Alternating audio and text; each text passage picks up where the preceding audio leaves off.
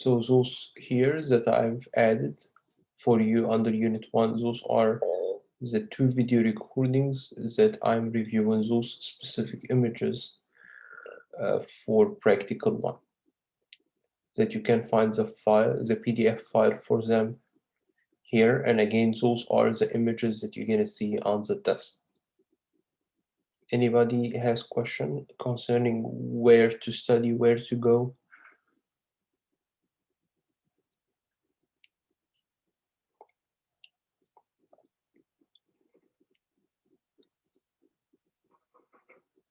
All right, so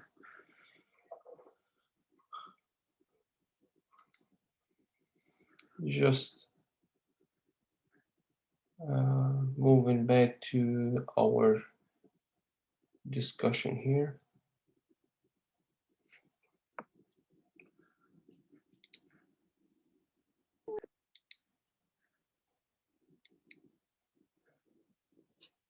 All right, so one more topic that we didn't get a chance to discuss last class that will be tested on your upcoming lab exam in Practical 1, which is the skin. For the skin, if you remember, I have 3 main layers, 2 layers that are forming the skin itself, and 1 layer that is located below the skin. So the outermost layer of the skin is formed of epithelium. Can you remind me what kind of epithelium can you find in the outermost layer of your skin?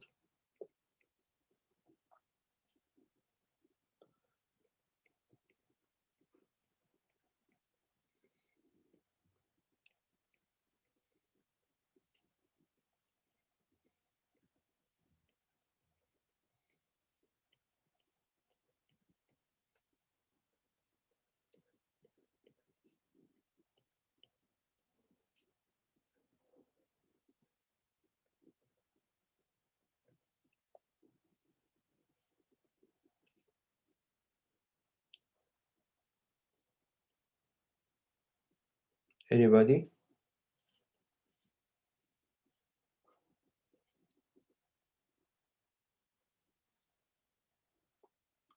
Yeah, what kind of stratified squamous is it? Remember, I need the highest level of protection, highest possible protection here.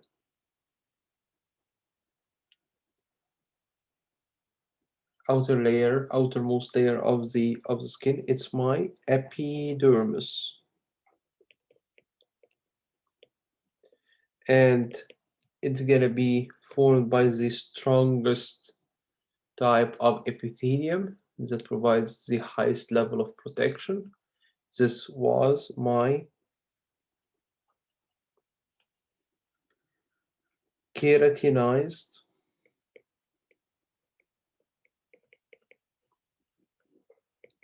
stratified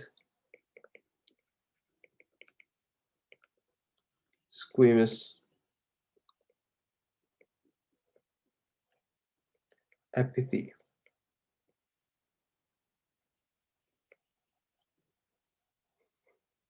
Keratinized stratified squamous epithelium. The second layer of the skin, it's going to be the dermis.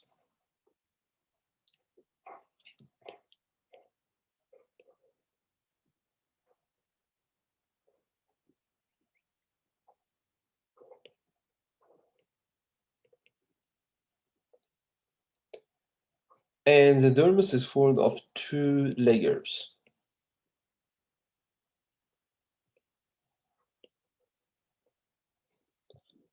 An outer layer that represents around 20% of the thickness of the dermis, that is located directly below your epidermis. This is called the papillary layer.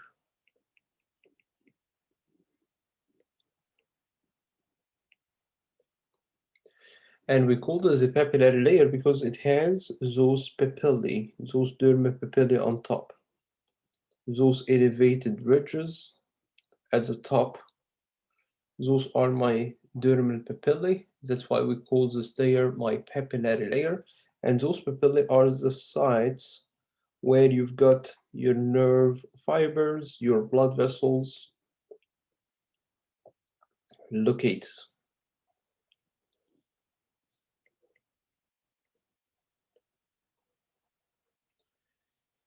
And those papillae are the ones that will be forming your fingerprints, forming the ridges of your fingerprints. That's why there is no two people who will have the same exact fingerprint, because they got formed by randomly organized nerve endings and blood vessels. So it's totally randomized. This is for the papillary layer. Underneath the papillary layer, we're going to have the layer of the dermis that represents the remaining 80% of the dermis, which is my reticular layer.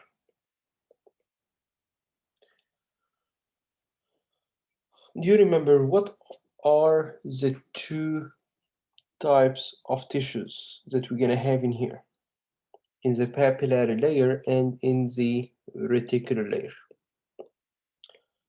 Do you remember what kind of tissues that we've studied that is located below the epithelium, widely distributed in your body below your epithelium?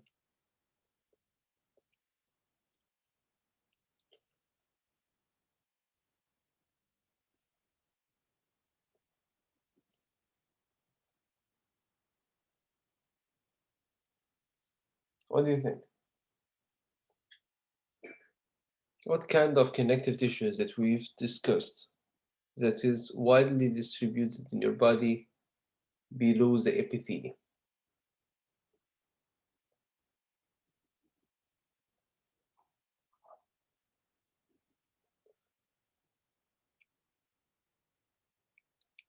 Connective tissue. No. Remember, in order for me, anybody did study the epithelium and the tissues?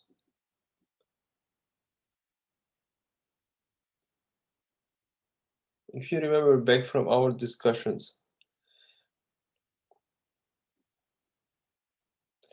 when we saw the different types of connective tissue, remember, we've seen a type of loose connective tissue that had a lot of spaces in between its fibers. Do you remember? And those spaces did serve as site for the diffusion of the fluids carrying the oxygen and nutrients to my epithelium. Remember, the epithelium was avascular, and being avascular, it required me to be supported by connective tissue. And what kind of connective tissue did I have that has lots of spaces which will allow the fluid to move up to my epithelium? Do you remember something like this? Yeah, this is my areolar connective tissue. Areolar connective tissue. Areolar connective tissue. And we've stated that it's widely distributed under the epithelia of the body. So if we're looking on here, what kind of connective tissue do you think is going to be building up the papillary layer? See, the papillary layer is located directly below the epithelium of the epidermis. So what kind of connective tissue will it be formed of to allow the fluids carrying the oxygen and nutrients to travel up to the epithelium? Yeah, this is going to be my areolar connective tissue.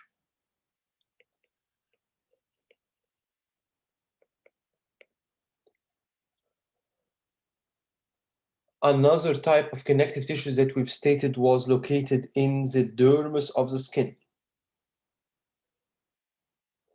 Remember when we studied the dense types of connective tissue? What are the three types of dense connective tissues that we've seen? What were the three types of dense connective tissues that we've seen?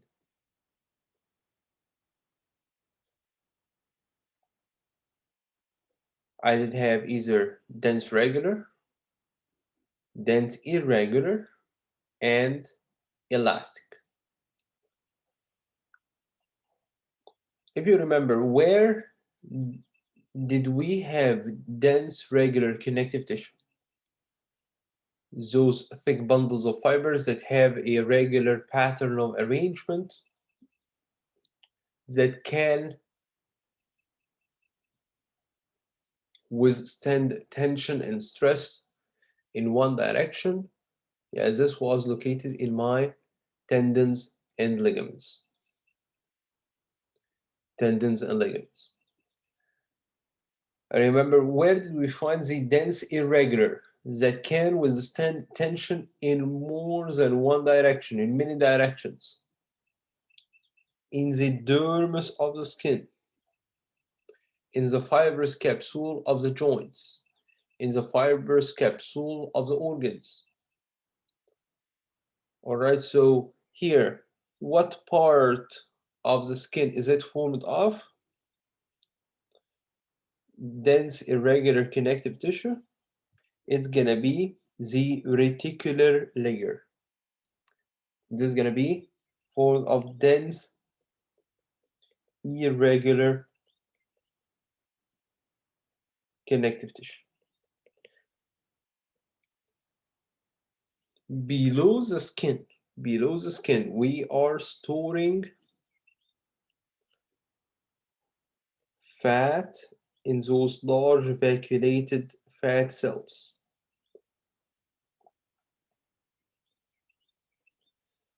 What do we call the layer on here that is located below your skin?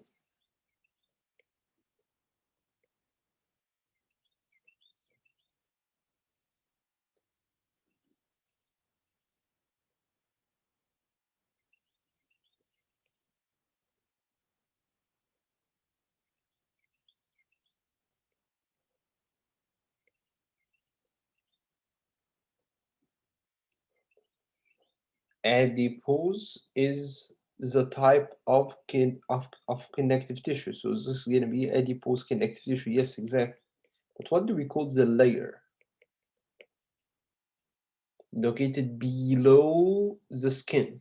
Something related to the skin is derma. So below the skin, it's hypodermis.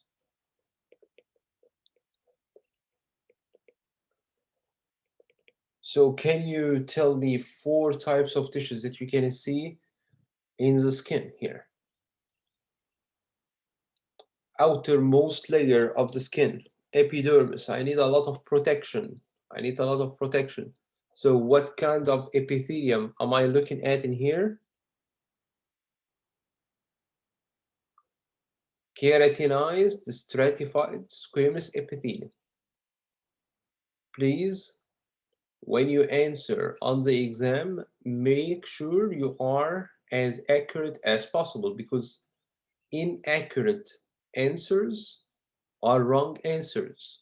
So if you stated stratified squamous epithelium, it's a wrong answer. If you say keratinized only, it's a wrong answer. If you said squamous only, it's wrong answer. Epithelium only, it's wrong answer.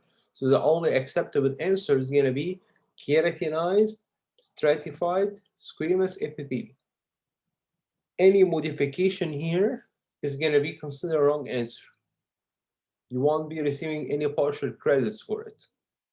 So please make sure that you are as accurate as possible, because this is what will make you confused. I did answer. I so good. How my grade is so bad? Because simply you are not stating accurate answers. I have this problem with the other class where people are saying, "Oh, we didn't we didn't expect to have that low grade on the exam, because when I review their test, I see stuff like this, like they are missing critical information in their answer and they expect the answer to be correct.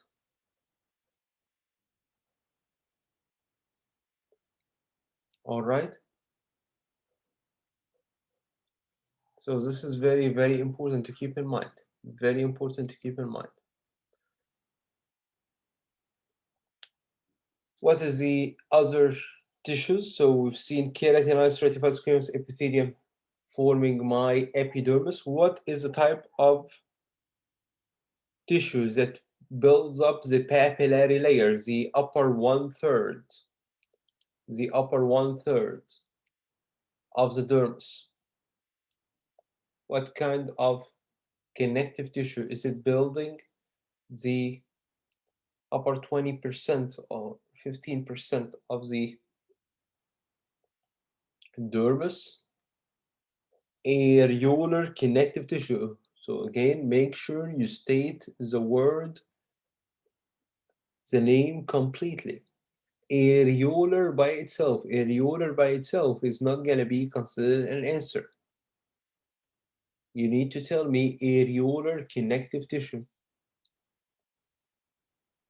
Is this clear? Is this clear, everybody?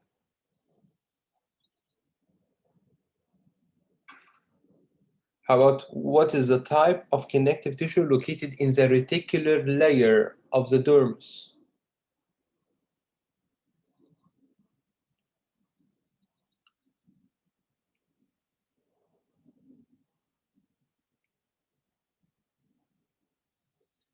Dense, irregular connective tissue. Dense, irregular connective tissue.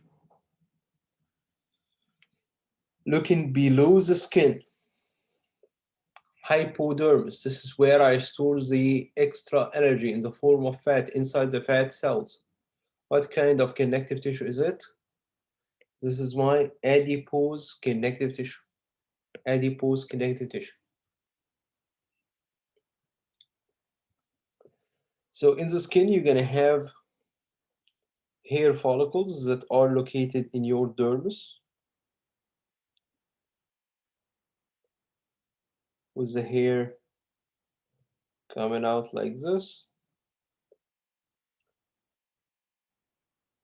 You're going to have associated with the hair follicle glands that are going to be releasing sebaceous secretion, sebum, or oily secretion, which will cover the shaft of the hair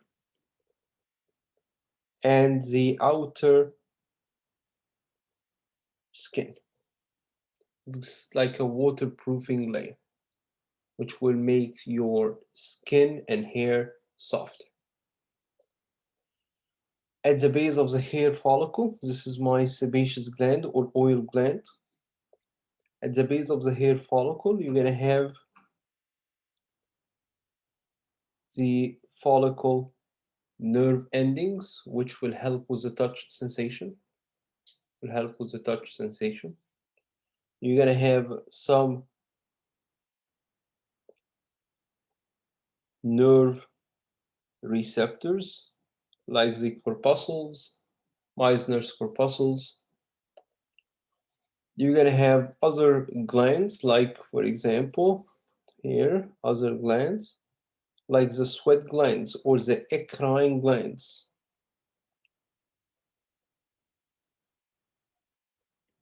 which are going to be responsible for the production of the sweat.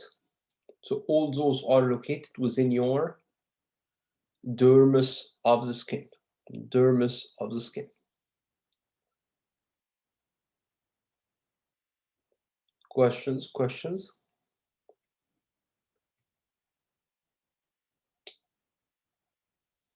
Any questions?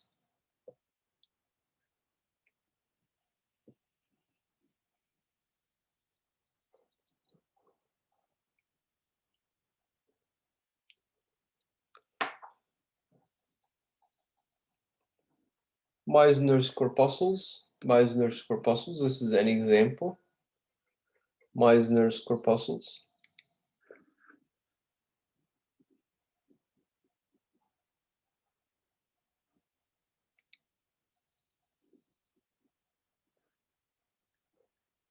Let me show you here the diagrams that you are expected to know for this first practical.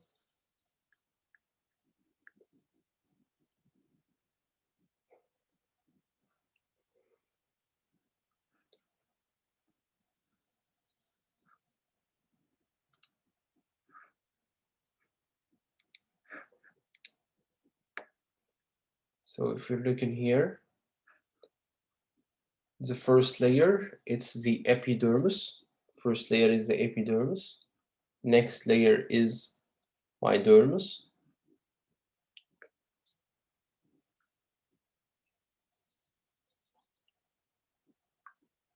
And the third layer, it's the hypodermis. Here, if we're looking at the epidermis, we have 4 layers building up the epidermis. The outer layer, which is full of dead cells, this is the stratum corneum. Stratum corneum. Below it, we have the stratum granulosum, which are those squamous cells. Then we have a layer of polyhedral cells called the stratum spinosum.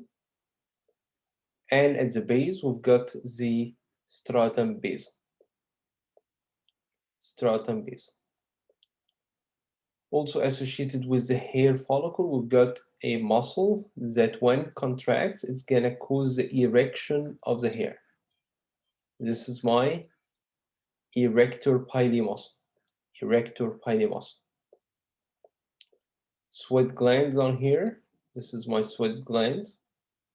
Eccrine gland. Eccrine gland. And the gland that is associated with the hair follicle that will be releasing the sebum or the oil, this is my sebaceous gland or oil gland. Sebaceous gland or oil gland. Again, we're looking here at the epidermis, dermis, hypodermis. This is going to be the sebaceous gland. This is the erector pili muscle. This is the shaft of the hair. This is the hair follicle on here, all this. This is how it looks like under the microscope. So you have the hair follicle, you have the sebaceous gland, and this is the hair shaft itself.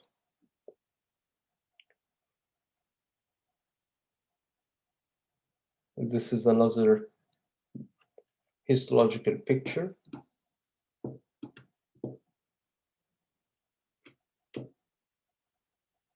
Another histological picture showing the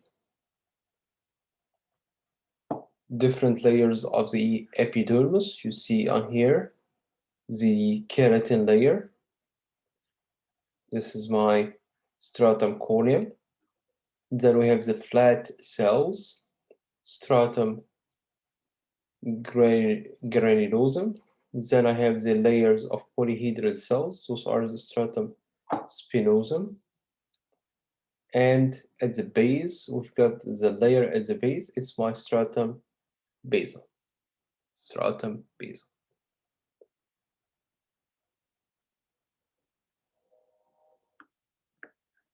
All right, this is another picture on here of the epidermis. We have the keratin layer, the top cell layers, which are the squamous cells. This is my stratum corneum, stratum granulosum. Then we have the polyhedral cells, stratum spinosum, and then we have the basal layer, stratum basum. Easy, easy.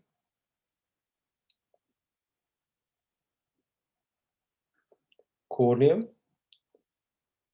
granulosum, spinosum, and basum. Corneum, granulosum, spinosum, basum.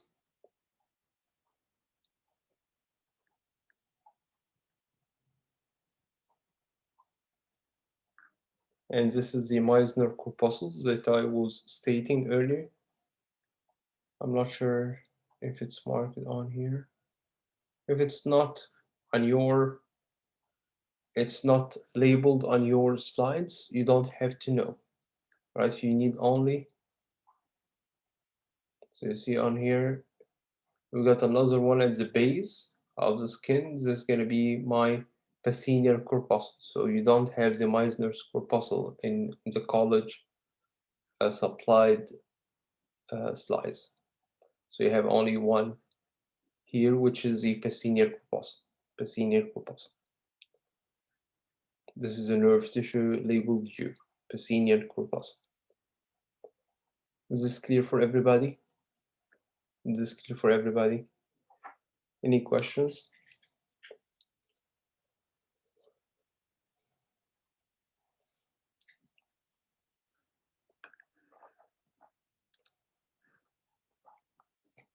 All right, so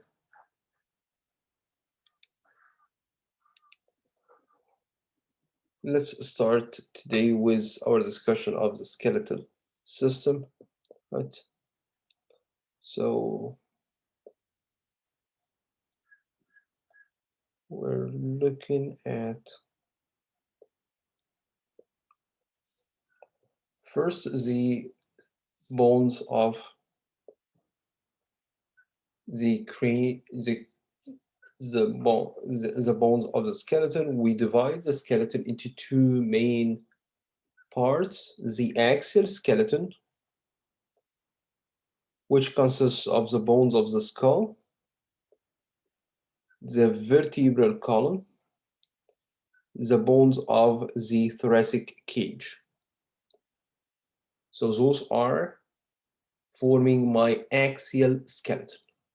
The appendicular skeleton, on the other hand, is going to be formed by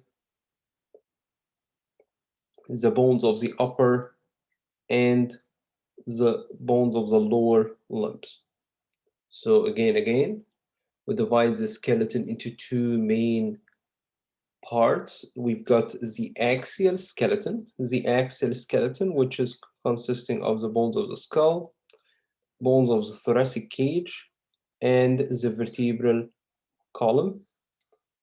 For the appendicular skeleton, is going to be formed by the bones of the upper and lower limbs. So let's have a look at what bones do we have in here, forming both the axial and appendicular skeletons.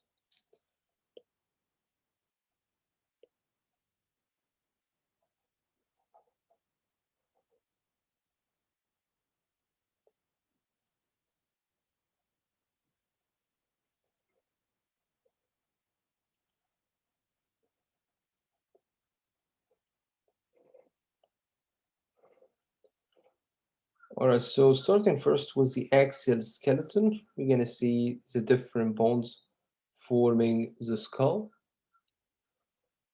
If we look on here, you can see the skull is formed of two sets of bones. We have the cranial bones and the facial bones.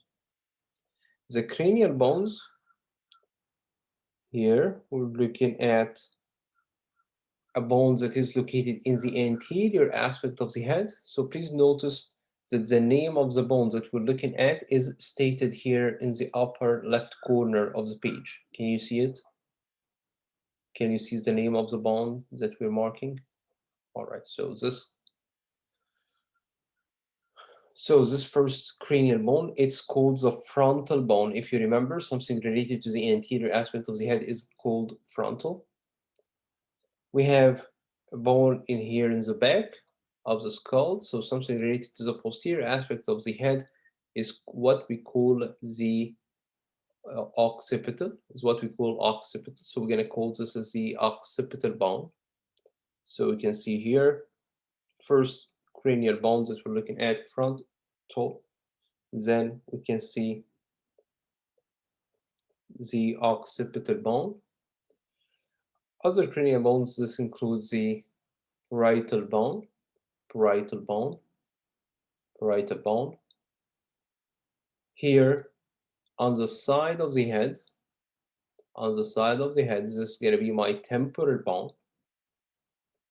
So how many cranial bones that we've mentioned so far? How many cranial bones? We've got one frontal, one occipital, two parietals,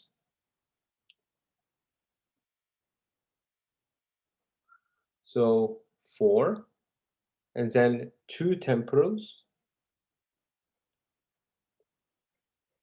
two temporal bones,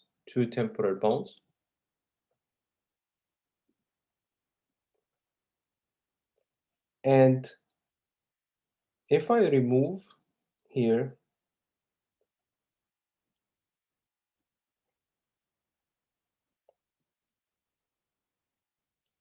the parietal bones to check the inside of the cranial cavity, I will see a butterfly-shaped bone that I can see mainly from inside of the cranial cavity. I can see part of it on the outside, but mainly most of the bulk of the bone can be seen best from inside of the cranial cavity. This is my sphenoid bone.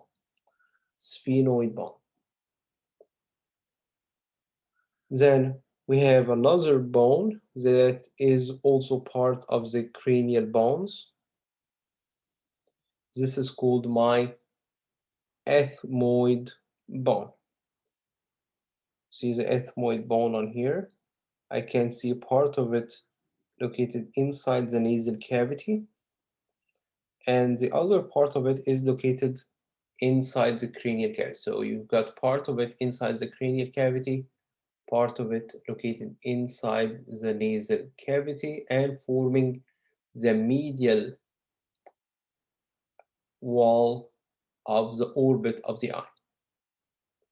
It shares in the formation of the medial orbit of the medial wall of the orbit of the eye. So how many cranial bones that we've seen so far? How many cranial bones? Can you remind me, please? How many cranial bones? 7. 7. So let's count them together here.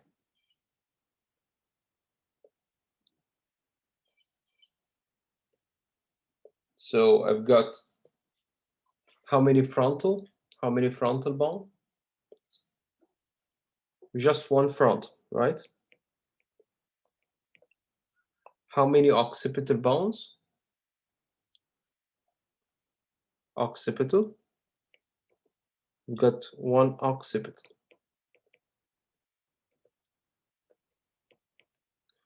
And how many parietal bones?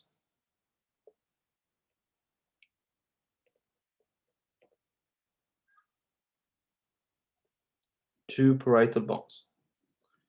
And how many temporal bones?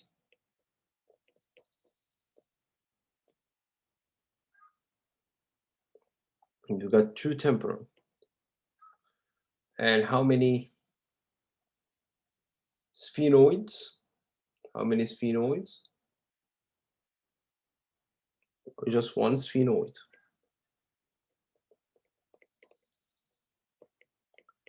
And how many ethmoid?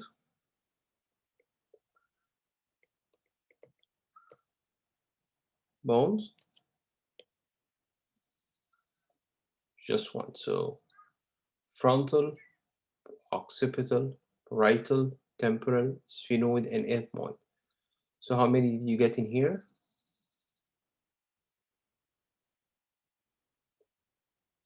8 cranial bones. So we've got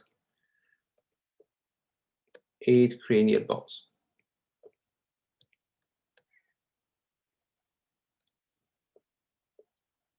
Let's check next the facial bones.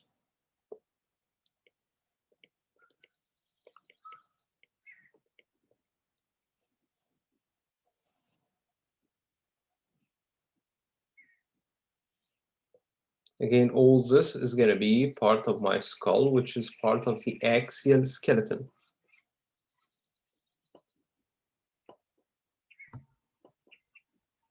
Dr. Hanna, do you have this posted anywhere in any videos, or should we be writing this down?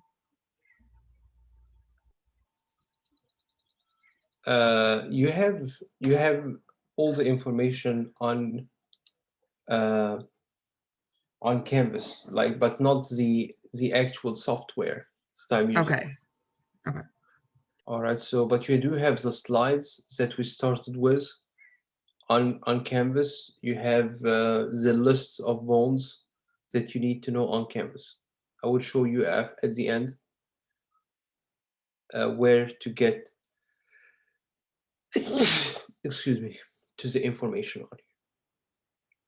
All right. You're good? Yes, thank you. All right.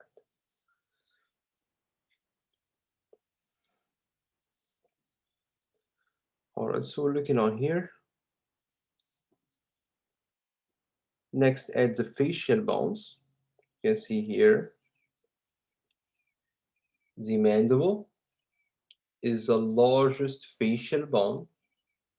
The mandible is the largest facial bone. The bones that are forming the upper jaw, those are my maxillae or maxillary bones. The maxilla or the maxillary bone are the two bones on here forming my upper jaw. If we look in here, you can see another facial bone. This one is forming your cheeks. So the bone of the cheek on here is called the zygomatic bone. Zygomatic bone. Zygomatic bone. So again, what facial bones that you've seen so far? We can see the mandible, the largest facial bone forming the lower jaw.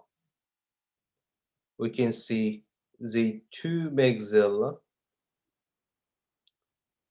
the two maxillary bones forming my upper jaw. You see on here, if I flip it, it will also be forming the upper roof of my oral cavity. Those are again my maxillary bones. Maxillary bones. Two bones on here that are sharing in the formation of my nose. Two bones that are sharing in the formation of my nose. Those are my nasal bones. Nasal bones. Remember, something related to the nose is called nasal. So your nose is formed of bones and of cartilages. So we're looking on here. Those are my nasal bones. Nasal bones, two rectangular shaped tiny bones here for sharing in the formation of your nose. Those are your nasal bones. In the medial aspect, on the medial aspect, remember what is forming the medial wall of your orbit? We've got the ethmoid bone. Anterior to it, we have a rectangular shaped muscle that has a socket in it. You see this depression on here? This depression is where we store the tears inside a sac called the lacrimal sac.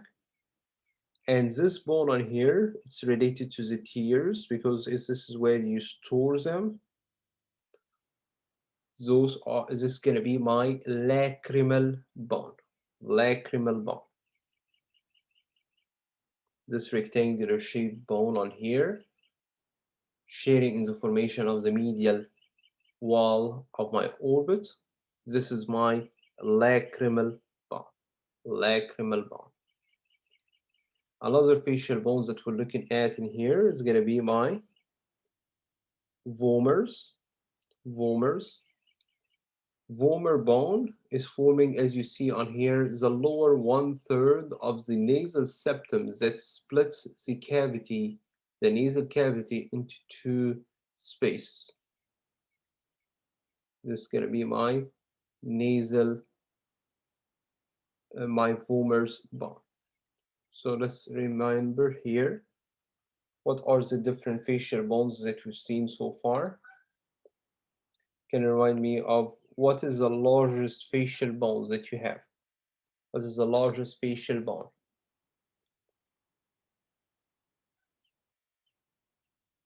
The mandible.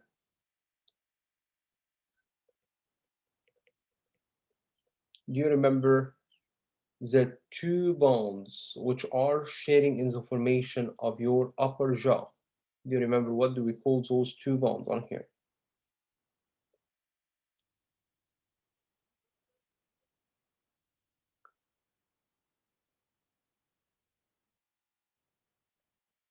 The maxillae.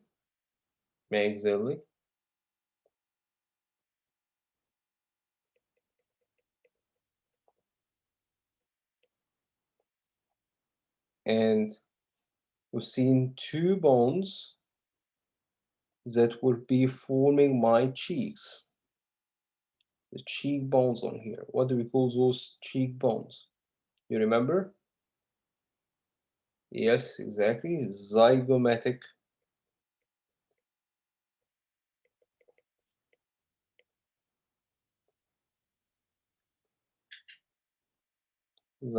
bone. And we've seen two bones on here forming the nose. What do we call those ones forming the nose? Can you remind me, please? Those are my nasal bones.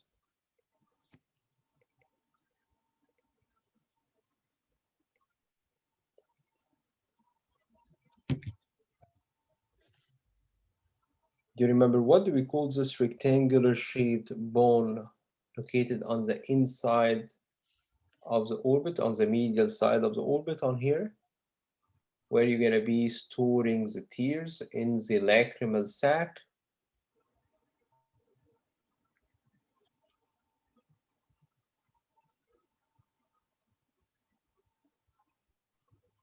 Those are my lacrimal bones.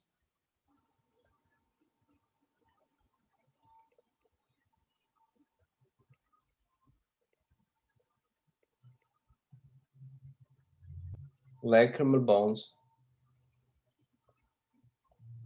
And do you remember what do we call the bone? Here it got actually moves.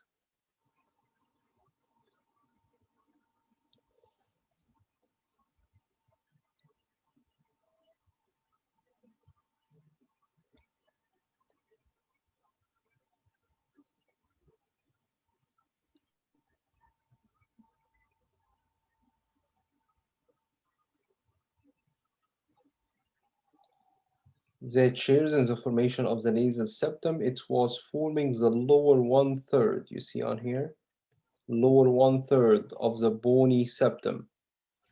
See, I can see it posteriorly from the base of the skull. So when I look at the inferior side of the skull on here, you see.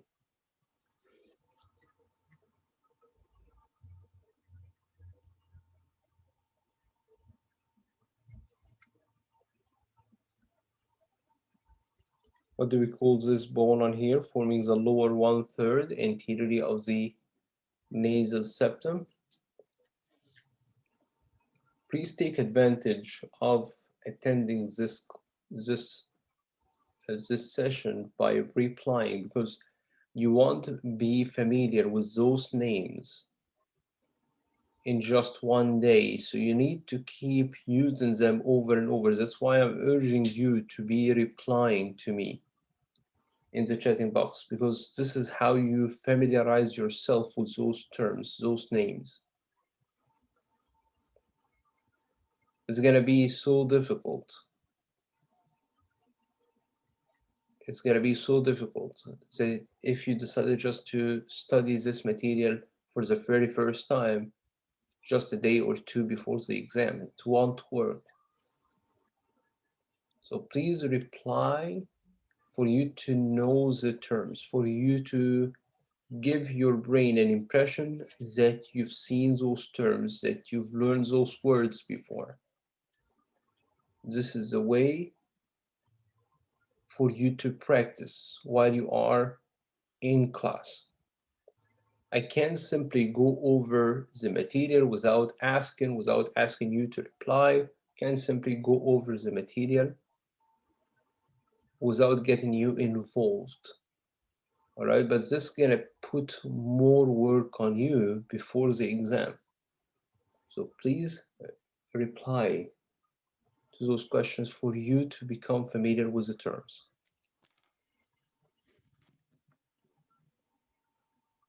Easy? Does this make sense? Is what I'm saying making sense for you?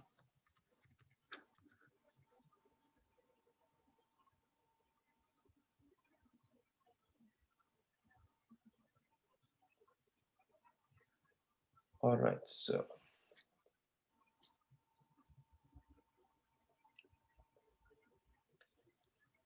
again, what bone is this here, forming the lower 1/3 anteriorly of the bony nasal septum? This is my vomer's bone, vomer.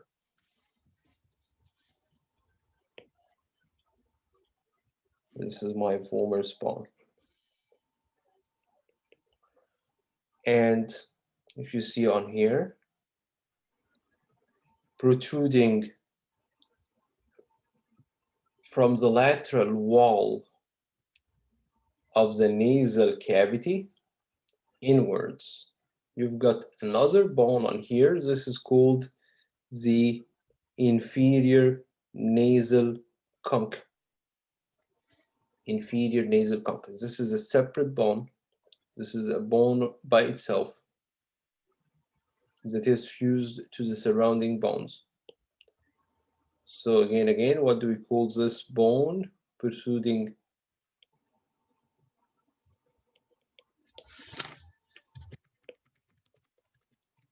from the lateral aspect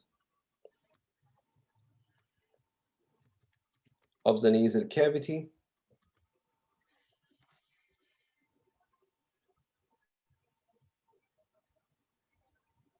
Here, this is my inferior nasal conch, and you've got right and left inferior nasal conch on here. Right and left inferior nasal conch. So you've got two of them, right and left inferior nasal conch.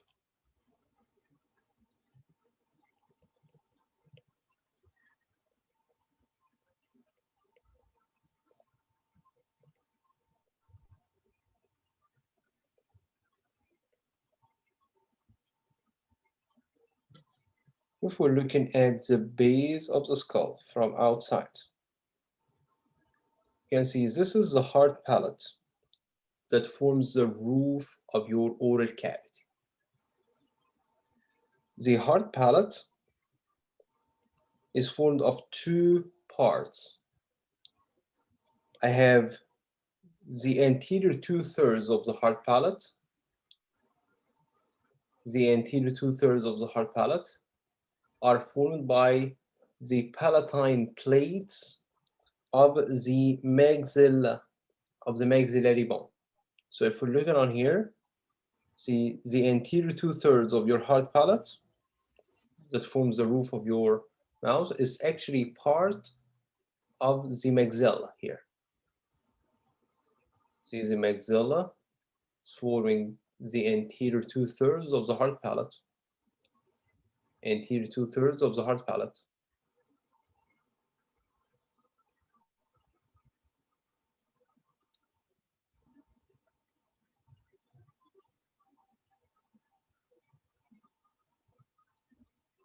Yeah, for Alicia, the cleft palate.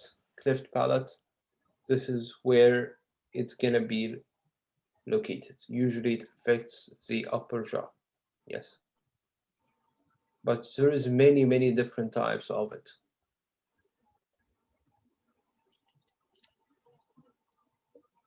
All right.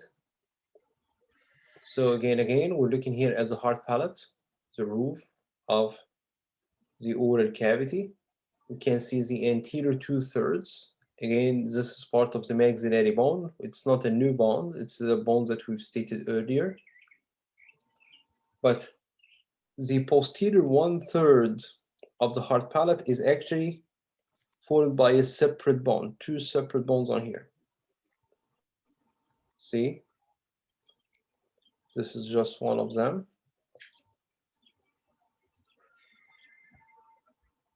This is called my palatine bone.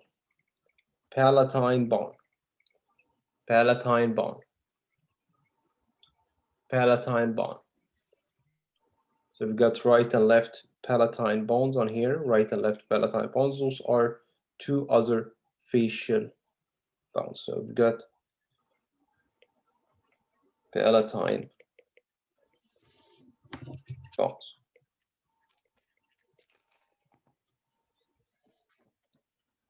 All right, so how many facial bones do I have in the skull? How many facial bones do I have in the skull?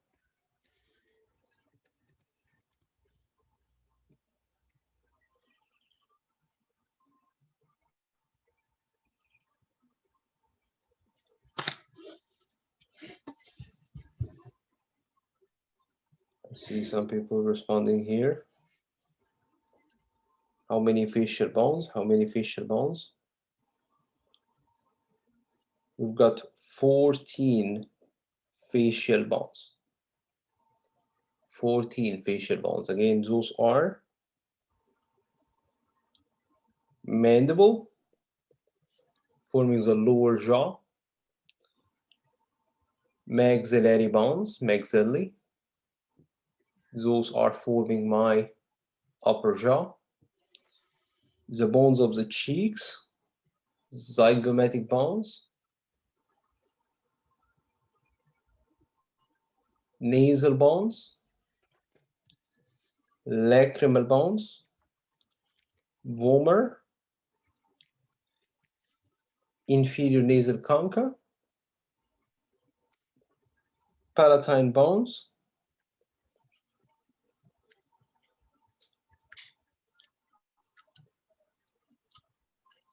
questions?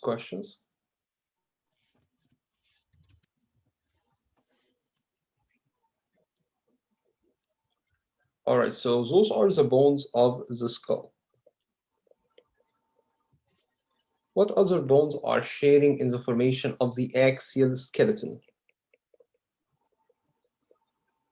We are not discussing the details yet. We're just checking the names of the different bones. We didn't mention any details yet. Those are just the names of the bones. We didn't mention any details yet. Palatine plate, it's part of the maxilla. Yes, we will state this when we discuss the details. All right, so posterior 1/3 of the hard palate, posterior 1/3 of the hard palate is formed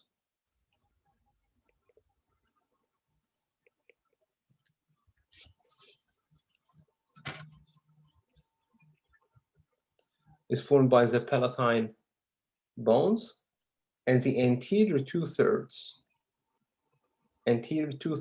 of the hard palate is going to be formed by the palatine plate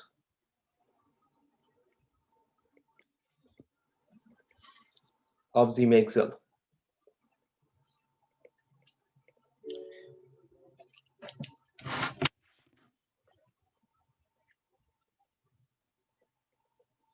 Easy.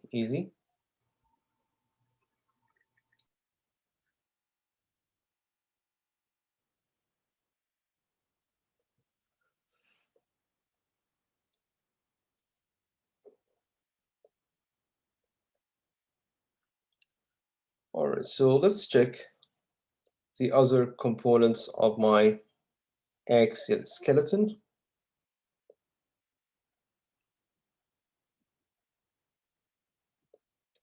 Next is going to be my hyoid bone. You see on here, it's part of the axial skeleton. Hyoid bone. You see, the hyoid bone is not articulating with any other bone. It just serves as a site for muscle attachment. This is where the muscles that will allow the movement of the tongue gonna be getting their attachment to. So we're looking on here at the hyoid bone, hyoid bone, hyoid bone. It's one other bone that shares in the formation of the axial skeleton. Hyoid bone, hyoid bone.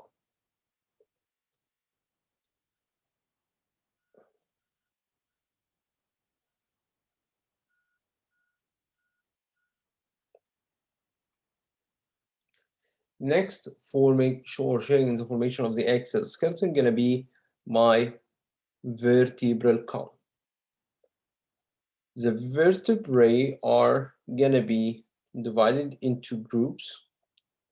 A group of vertebrae that will be located in the neck. So we're gonna call those are my cervical vertebrae. Cervical means related to the neck.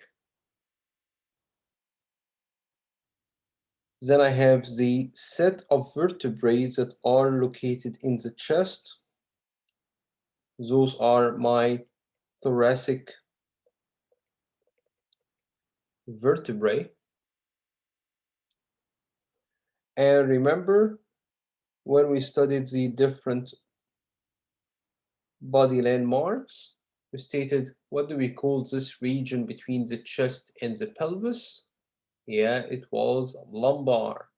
So we called this set of vertebrae are my lumbar vertebrae. Lumbar vertebrae. Lumbar vertebrae.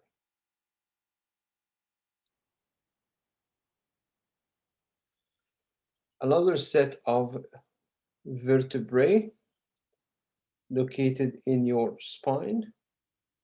Those are going to be 5 fused vertebrae that will be articulating with the coxal bones, the hip bones, to share in the formation of the pelvis. This is the sacrum, and the sacrum is formed of 5 fused sacral vertebrae. Towards the lower end of the vertebral column, we're going to have 4 tiny little vertebrae that are attached to one another, fused together.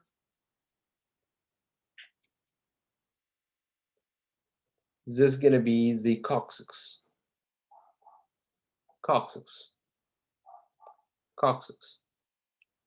So this is going to be the sacrum, and attached to it in the lower end, it's the coccyx. All right, so how many vertebrae do we have?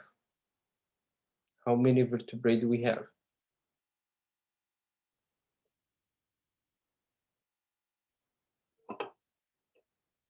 How many vertebrae?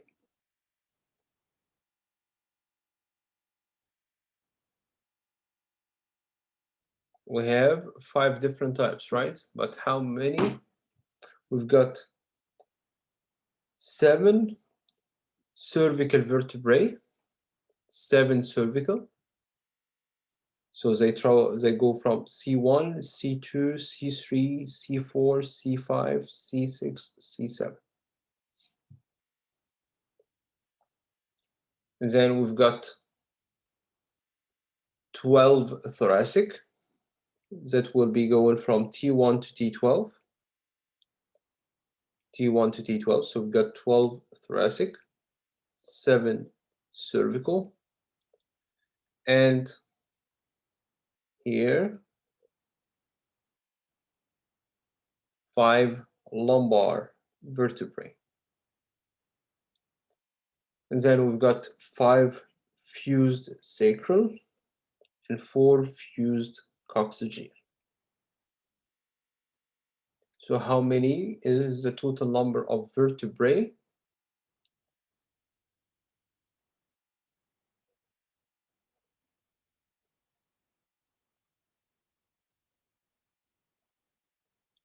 So if we count vertebrae, we're gonna count them separately. So we're gonna say sacrum is 5 and the coccyx is 4. But if we're counting the number of bones, at this point we're gonna consider the sacrum as 1 and the coccyx as 1. So if my question was addressed how many vertebrae, you're gonna be counting the vertebrae even if they are fused together. If I was asking how many bones, it's going to be a different question, and you will be considering them as one.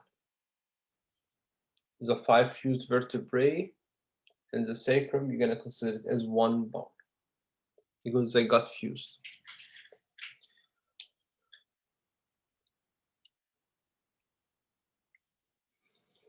All right, so again, we've got 7 cervical, 12 thoracic, 5 lumbar, 5 sacral, and 4 coccygeal.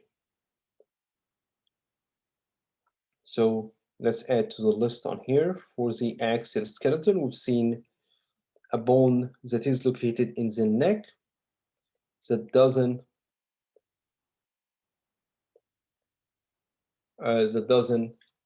articulate with any other bone. Remember, what do we call this bone on here, located in the neck? This is my hyoid bone. Hyoid bone. Hyoid bone. And we've got the vertebral column. We've got cervical, C1 to C7. We've got thoracic vertebrae from T1 to T12. We've got lumbar vertebrae from L1 to L5. We've got 5 sacral forming the sacrum. And we've got the coccyx formed of 4 fused coccygeal vertebrae. Easy so far. So again, all those bones are part of my which skeleton? Which skeleton? Axial skeleton. Axial skeleton.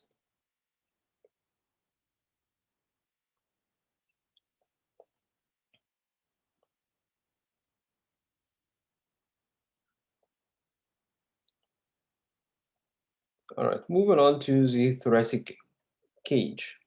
Thoracic cage is going to be formed by a central bone on here. Central bone. This is called the sternum. Sternum, if you remember, this was on your first quiz. Sternal. Something related to the sternum is called sternal. So we're looking at the sternum on here, sternum. And attached to the sternum, we've got 12 pairs of ribs. Some of them are attached and some of them are not attached. We call the ribs that are directly attached to the sternum. Each one is attached separately to the sternum. We call those are true ribs. True ribs. True ribs. And those are from 1 to 7. From 1 to 7.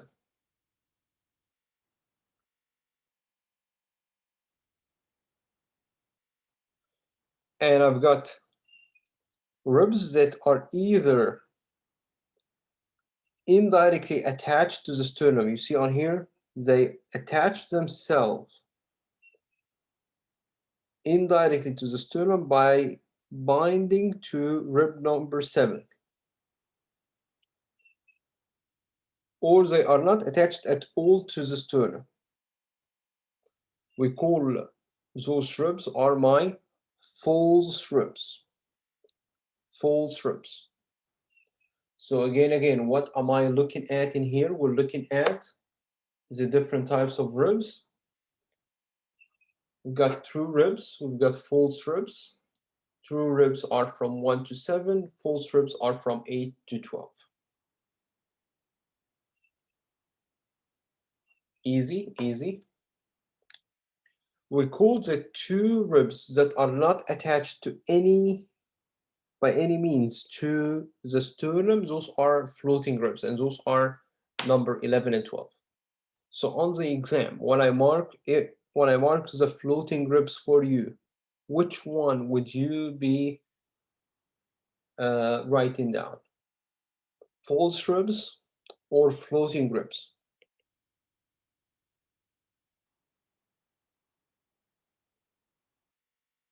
If I'm marking rib number 12, let's say. It's both of them, right? But when you are answering, remember, you try to be as specific as possible. So, which one is more specific to the marking? Floating. Because false, you see on here, false 8, 9, 10, 11, and 12. Compared to floating ribs, false ribs are 8, 9, 10, 11, and 12. Compared to floating ribs is 11 and 12 only. So if I'm marking 11 and 12 only, identify it as floating ribs. This is going to be more specific, a more specific answer. Do we also need to put the number of them? So if they're labeled, do I put floating rib number 11 and floating rib number 12? No, you don't have to. Yeah. All right. So we are identifying the type. And so on the exam, you won't have to mention a specific number. All right. But you're gonna need to tell me whether it's true, false, or false floating rib. Is a blue is made of cartilage? Yes. Tell me what kind of cartilage. Do you remember what kind of cartilage is forming the coastal cartilages that are attaching the ribs to the sternum? Something that we've discussed back with the tissues. What type of cartilage? What are the 3 types of cartilage?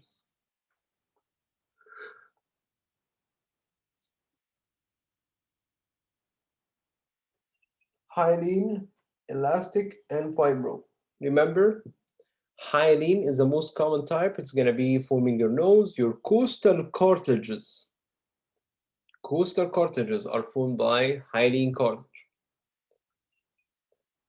Your articular surfaces are covered with hyaline cartilage. Where did I have elastic cartilage? The flexible type of cartilage. Do you remember? In your ear pinna and epiglottis. Exactly. Ear pinnas and epiglottis, the external ear and the epiglottis. How about the fibrocartilage? Remember, this is the type of cartilage that has extra fibers to do what? To absorb compressive shock. To absorb compressive shock. Absorb compressive shock. Where do I need to absorb compressive shock? I need to absorb compressive shock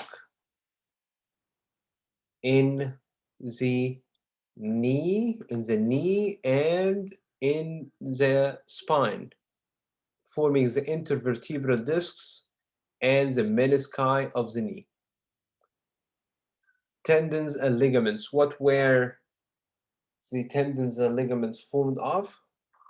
They were formed of dense regulars. They can withstand tension in one direction. Remember, I can withstand tension in one direction. That's why when I train my biceps, I will be performing a contraction in just one direction. I will not be moving the weight in various directions at the same time, because this might torn my tendons and ligaments. But this is withstanding tension. Here, for the fibrocartilage, I'm withstanding compression, not tension, compressive. All right, so fibrocartilage withstands, again, what? Compression shock. And where do you apply a lot of compression? You're applying a lot of compression in your spine. So the intervertebral discs can contain fibrocartilage, and in your knees. So your menisci, medial lateral menisci of the knee, are going to be also formed by fibrocartilage.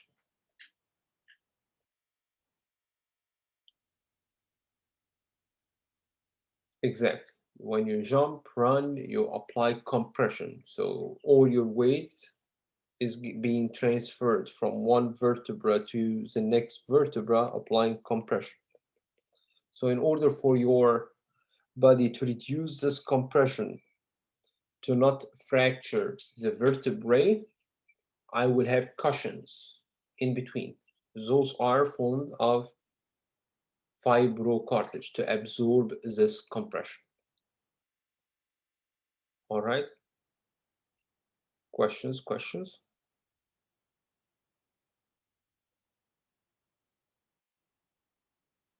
So the ribs are made of hyaline cartilage. No, the ribs are bones.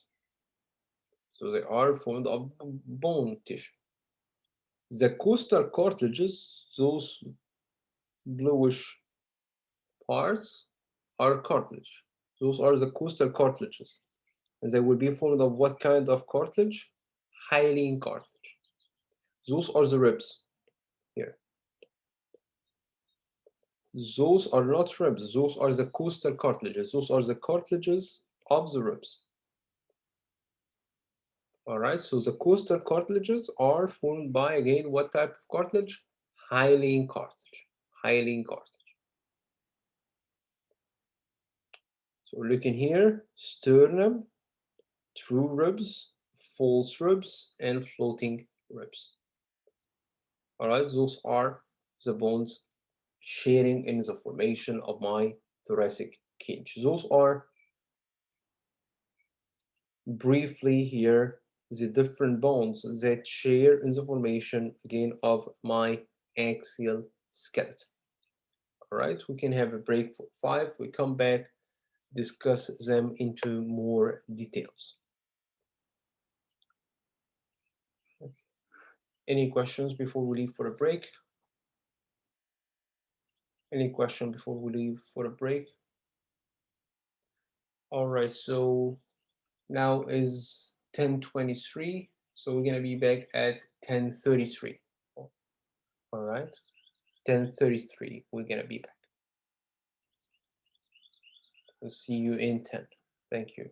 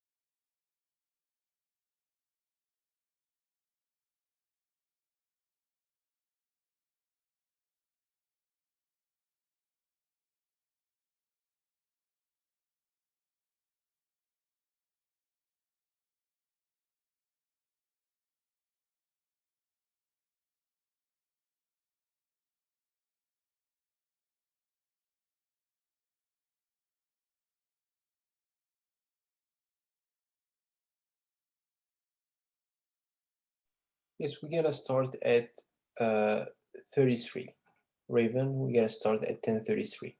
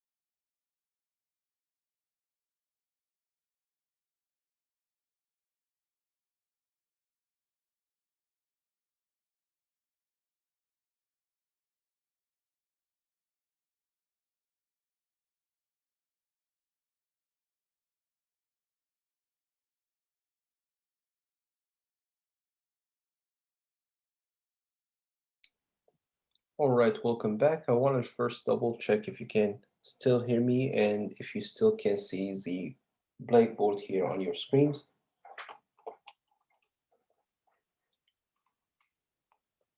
I want to take the attendance. So please, if you are present, write down present in the chatting box. All right. For just 1 second, please. I will call your name out.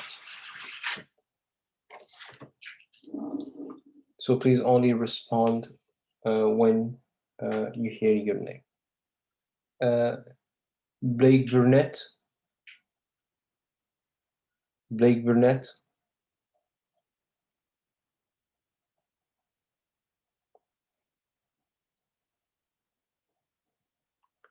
Alicia.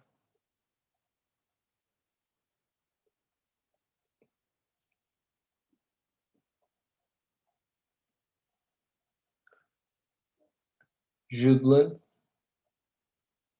Judlin. Here.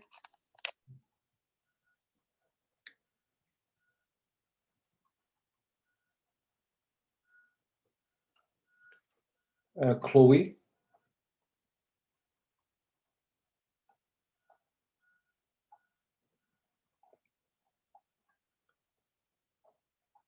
Chloe Garcia.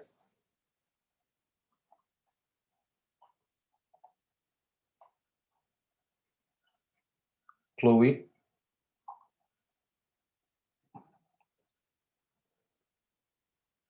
Simon Harris.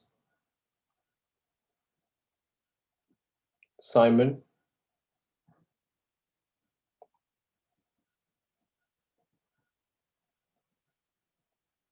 Alicia.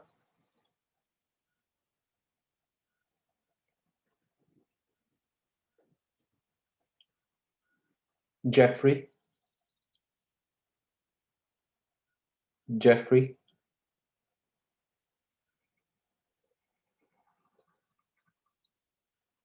Stephanie.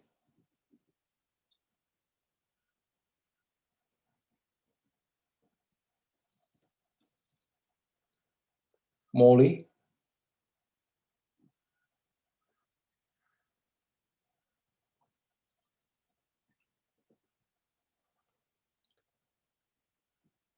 Kyria, Morai, Kyria.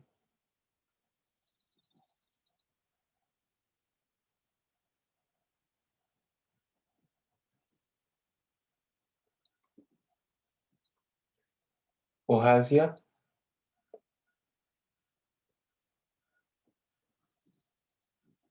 Ohasia.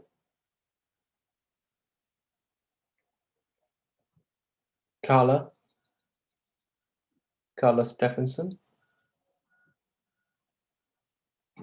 Kala.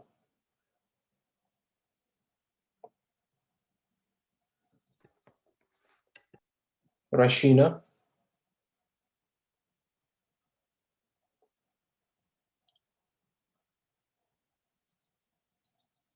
Rashina, Tolbert.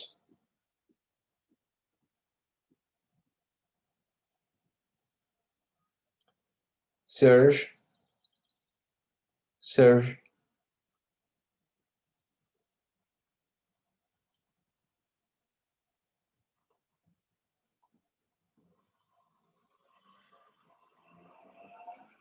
Tamara, Tamara Walls.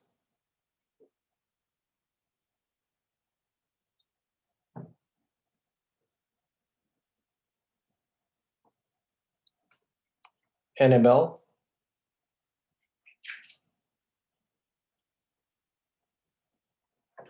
Annabelle.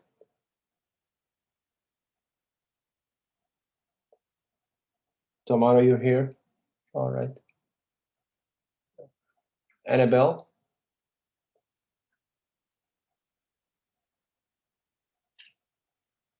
Tyron,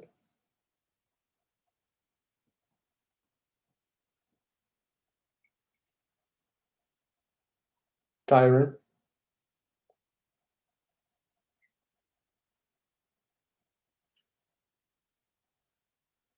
Raven,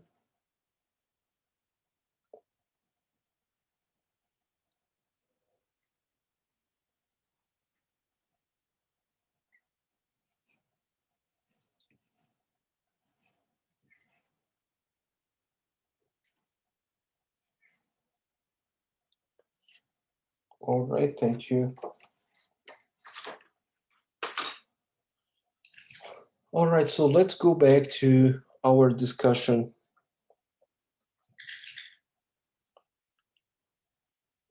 of the axial skeleton. We are looking at the bones of the skull, this cranial and facial bones. So the very first bones that we've seen today was the frontal bone. Important landmarks for the frontal bone are going to be this tiny little hole above the orbit. This is called my supraorbital foramen. Supraorbital foramen. Supraorbital foramen. Supraorbital foramen. If you touch your nose right now and you kept moving up, so a hole is going to be a foramen. So it's a space surrounded by bone from all sides. A notch is just a depression.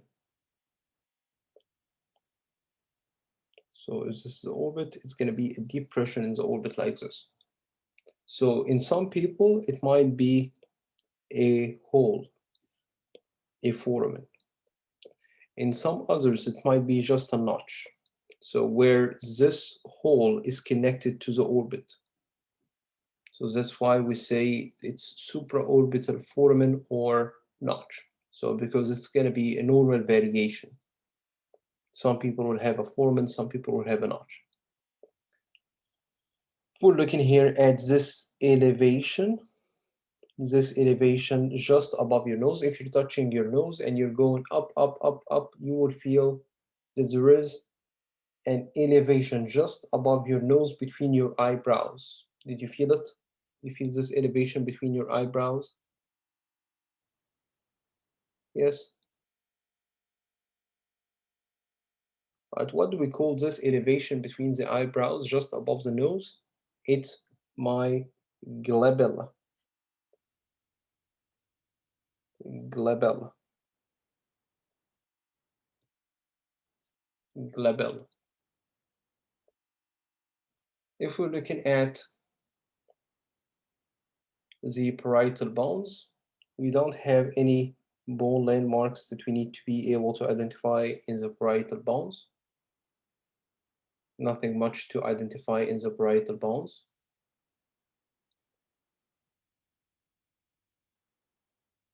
On the side of the skull, you can see that the parietal bone is articulating with a bone that is located in the side of the skull. This is going to be my temporal bone. What's temporal means? Something that is temporary. Temporary means it's not permanent. It will take some time and then goes away, right? So temper and temporal means related to time. Why did we call this bone here is a time bone? The temporal bone, the time bone. Any guesses? How do you relate this to time, this bone to time, or this side of the skull to time?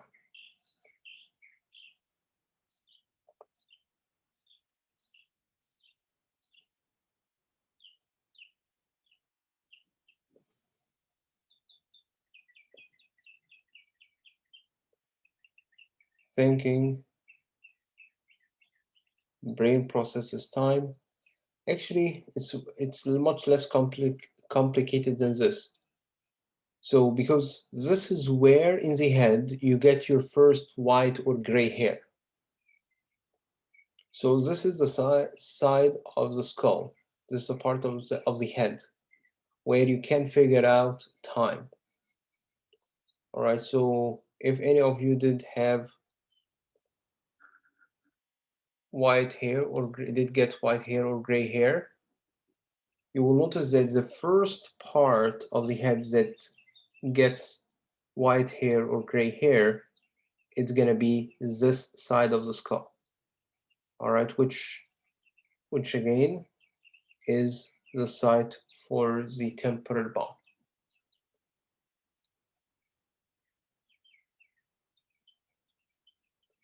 All right, so again, what do we call this bone on here that we're looking at? It's my temporal bone. Temporal bone has three processes that you can see on here.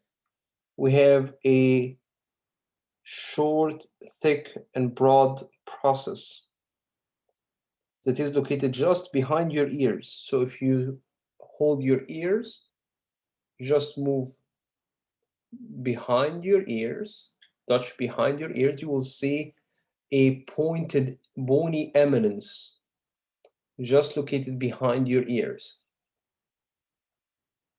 What do we call this bony eminence just behind my ear? It's my mastoid process. Mastoid process. Anterior to the mastoid process and medial means to the inside, it's directed towards the inside. It's a thin, long process. Thin and long process that you're not able to feel. It's a thin, long process that you won't be able to feel. It's inside. We call this is my styloid process. Styloid process. Styloid process. You notice on here, the temporal bone has this third process that connects it to the bone of the cheek. Can you remind me, what do we call the bone of the cheek? This is my zygomatic bone. Zygomatic bone. So we're going to call the process of the temporal bone that is connected to the zygomatic bone, we're going to call it the zygomatic process. Zygomatic process. zygomatic process. The opening where you're gonna be conducting the sound waves from the external ear to reach the middle and internal ears. This is called my external acoustic or auditory meatus. External acoustic or auditory meatus. External acoustic or auditory meatus. So again, what we're looking at in here are different structures that we need to be able to identify as part of the temporal bone. You can see here the mastoid process, the styloid process, the zygomatic process, and the whole that will be collecting, receiving the sound waves to be from the external ear to be conducting them towards your middle and internal ears, which are chambers inside the temporal bone. Your middle and internal ears are chambers inside the temporal bone. So this opening on here, that's gonna be conducting those sound waves. It's my external auditory meatus. External auditory or acoustic meatus. If I flip the skull to look at the base of the skull from outside,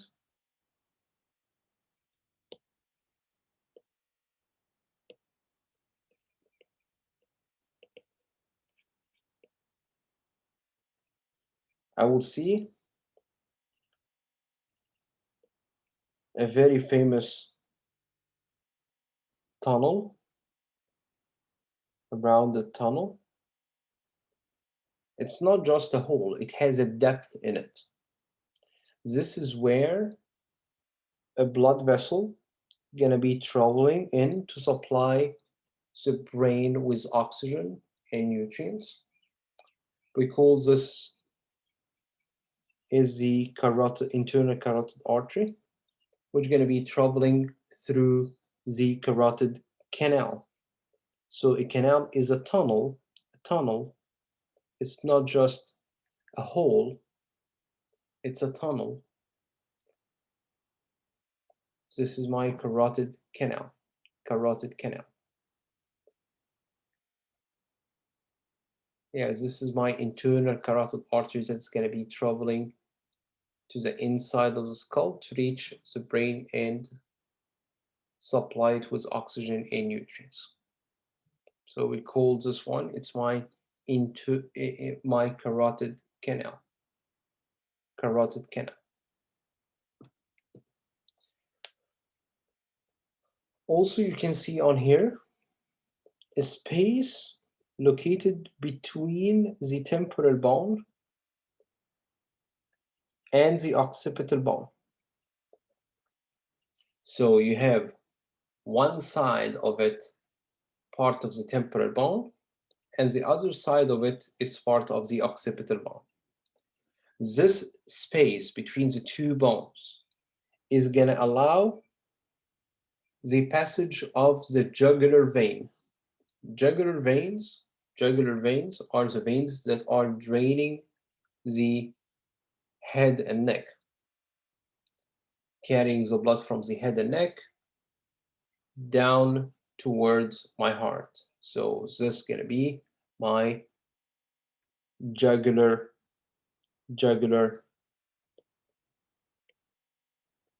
foramen. So the jugular vein, again, jugular vein is a vein that will be draining the brain, the blood from the brain back to the heart. So we're gonna call the foramen where the jugular vein, internal jugular vein, is gonna be traveling to the outside, is coming from inside out to reach the heart. This is my jugular foramen. Jugular foramen.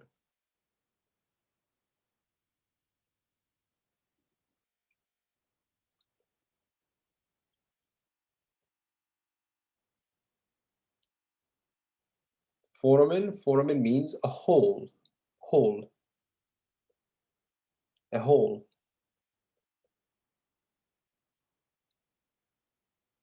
All right.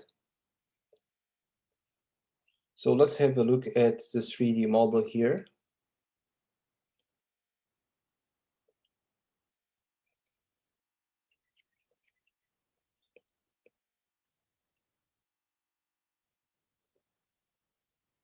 Looking at the bones of the skull, we are studying now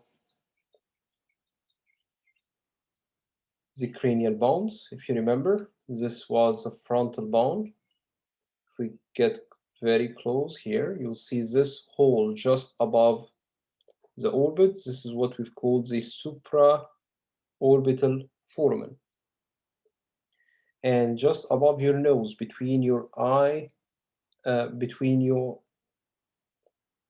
eyebrows, you're gonna have this elevation, this bony eminence. This is what we've called the glabella.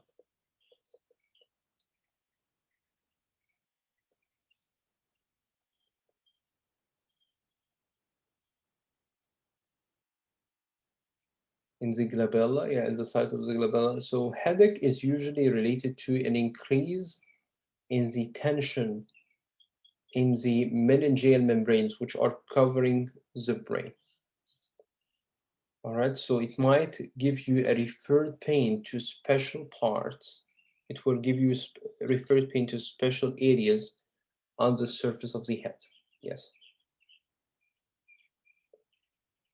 So we're looking here at next bone on here. This is my, we mentioned that the parietal bone doesn't have any landmarks that we need to identify. Looking here at the temporal bone, we've seen 3 processes. A short and broad process, large bony eminence located posterior to the ears. This is my mastoid process. And we have a thin, long, and pointed process. This is the styloid process. So this is mastoid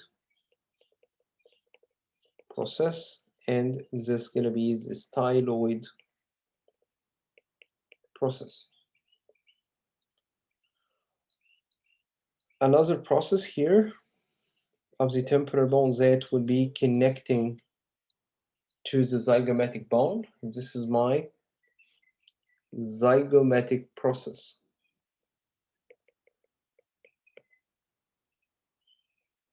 Zygomatic process. Zygomatic process.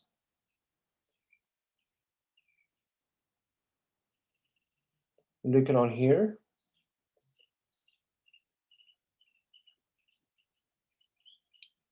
this is my external acoustic or auditory meatus. If I flip the skull here, I will see moving forward and medially towards the midline, I will see a rounded opening that is connected to a tunnel. You see on here, it has a depth in it. It's not just simply open from the other side, but it has a depth. Can you see the depth? That's why I don't call it a hole. I don't call it a foramen. I call it a canal. Do you see the depth here? All right, so this is my carotid canal.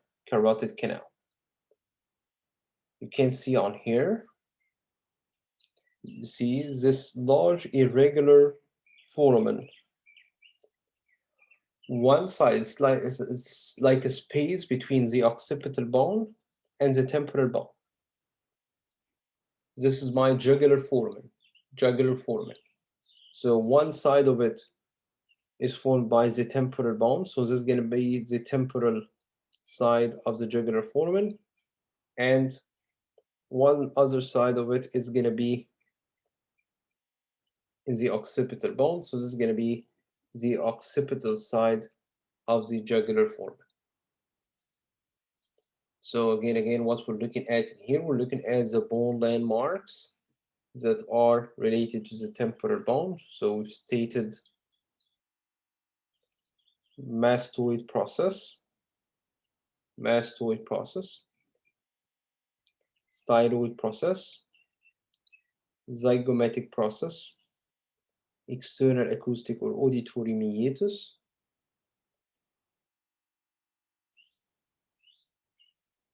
jugular will run in the space in here, you see, located between the temporal bone and the occipital bone.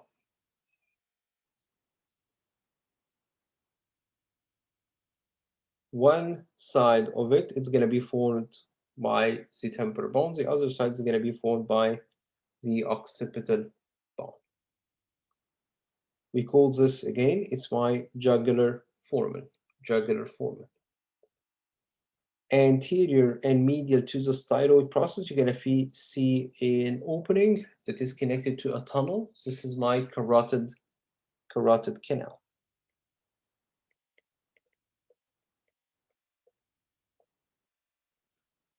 Carotid canal.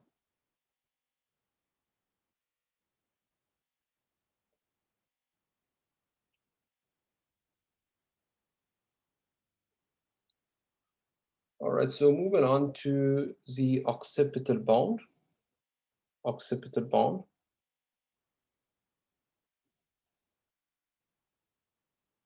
Important structures that we want to be able to identify in the occipital bone are going to be this large protruding bony eminence that is located in the posterior aspect of your skull. So if you are touching the back of your skull, the highest point in the back of your skull, in the lower end, right, you will see an eminence protruding posteriorly. Do you feel it? You feel this eminence protruding posteriorly from your head? This point on here. We call this is the external occipital protuberance. External occipital protuberance. If I'm looking at the base of the skull, like in this position, I would see a large hole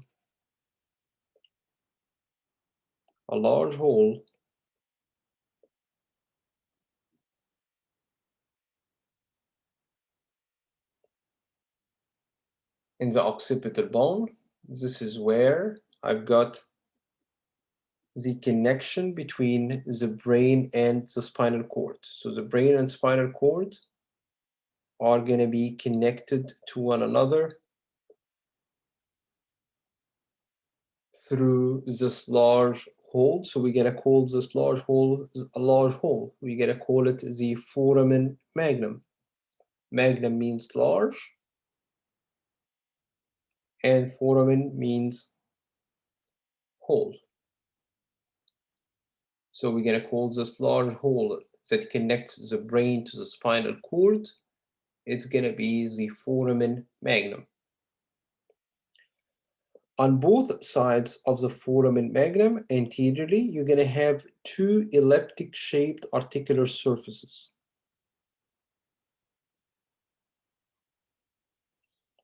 Those two elliptic-shaped articular surfaces that I have on both sides of the foramen magnum, those are what we call the occipital condyles.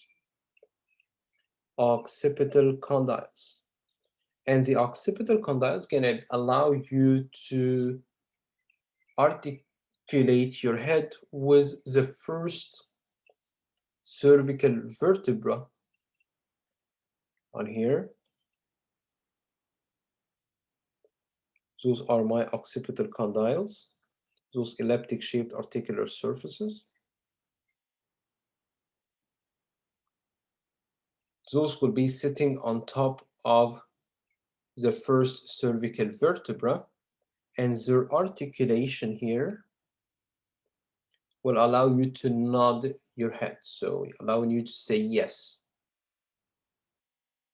Allowing me to say yes. So let me check on here.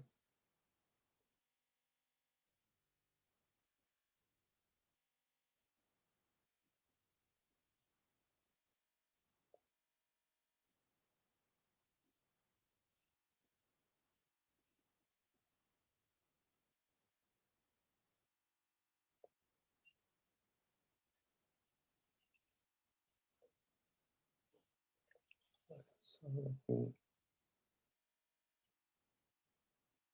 We'll download the other app and we'll show you next time how they will be articulating with one another in the movement. Right here, so let me.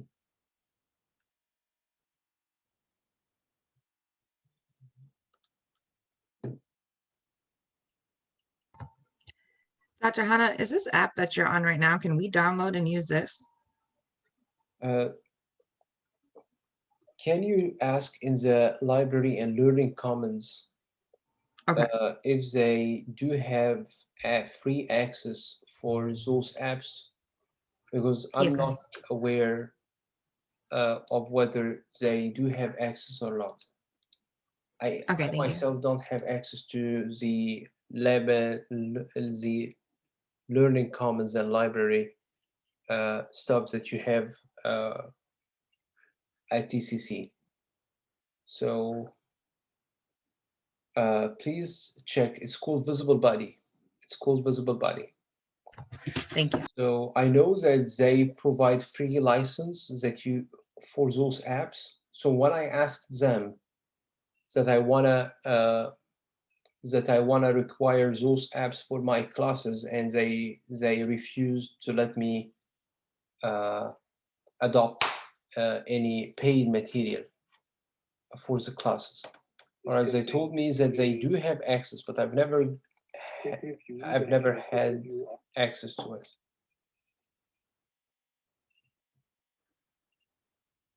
All right. So can you please check? It's called Visible Body.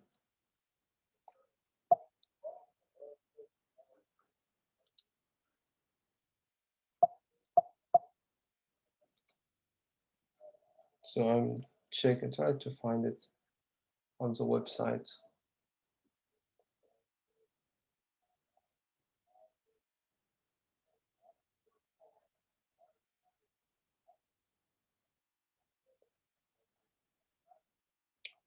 But those are downloadable apps on your iOS and Android store. So you can download those apps, but they are paid apps. All right. So what I usually do with FSCJ, this FSCJ is my home school, is I require them to purchase something called courseware, and through courseware they get free access to those apps, so they don't have to purchase those apps separately, all right, from the store. All right, but at TCC, when I asked them about this option, they told me they don't want to have their students pay for those requirements. That's why I don't have access. But you don't need it if you are attending those sessions, like, because I will try to show you everything that is on the app. It's called Visible Body. Visible Body, it's a set of apps, actually. It's not just one app. It's called, the ones that I'm currently using, it's called the ANP, but they do have a separate dedicated one for muscles. They do have a separate one for physiology. So that it's like a set of apps. The ones that I'm using here, it's called ANP, Anatomy and Physiology, and it's the company is Visible Body.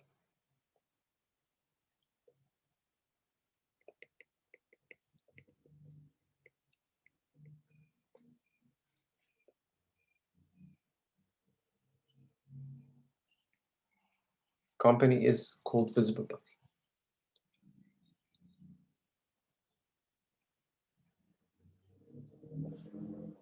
All right, Molly.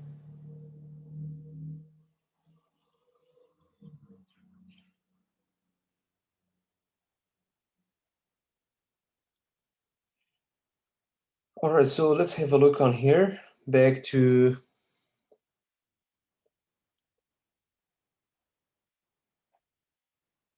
let's see on here. I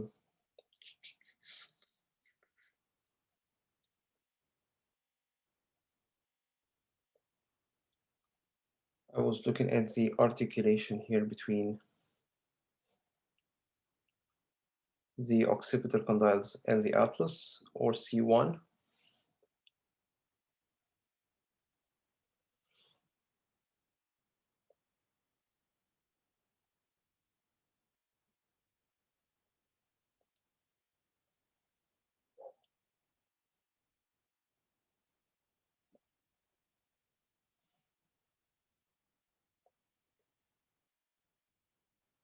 See, this is my occipital bone on here, and those are my occipital condyles.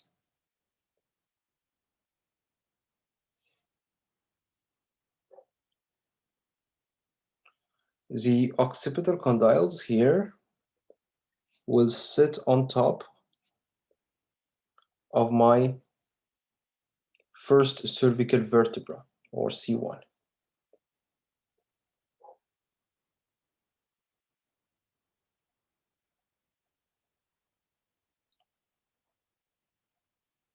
All right, so those are the occipital condyles on here, occipital condyles, and they are again sitting on C1 or atlas. Why do we call the atlas atlas? Why do we call C1 the atlas? Is there any relation between atlas, the vertebra C1, and the atlas that holds the maps? What do you think? Is there any relation between those two? Both are called atlas.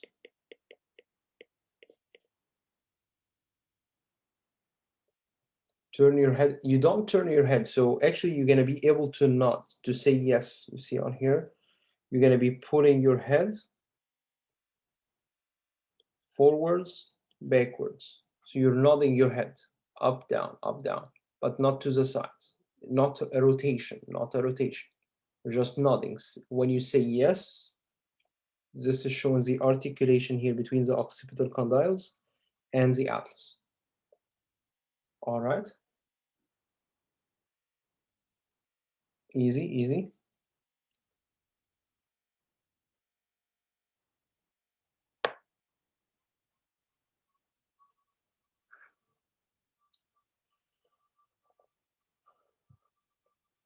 All right, so is there any, yeah, the god, exactly. Like in Greek mythology, they did have a god that holds the earth on his back. So let me show it for you here.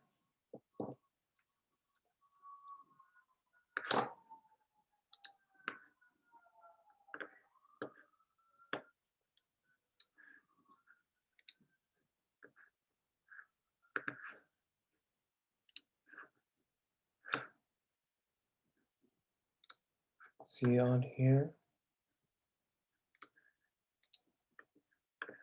See, this is Atlas. It holds the earth on his back. It holds the earth on his back. So like this first cervical vertebra is holding the skulls. It looks like an earth. You see on here? The resemblance. This is Atlas holding the earth on its back.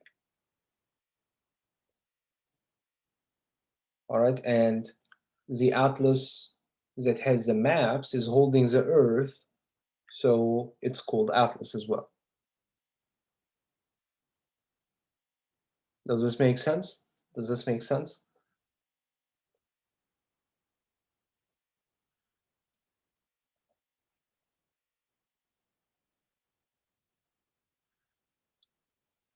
All right, so another another bone landmarks that we need to be able to identify as part of the occipital bone is going to be this ridge, this bony ridge that connects the external occipital protuberance with the foramen magnum. Foramen magnum. So this is going to be called the external occipital crest. External occipital crest. External occipital crest. So again, what we're looking at in here,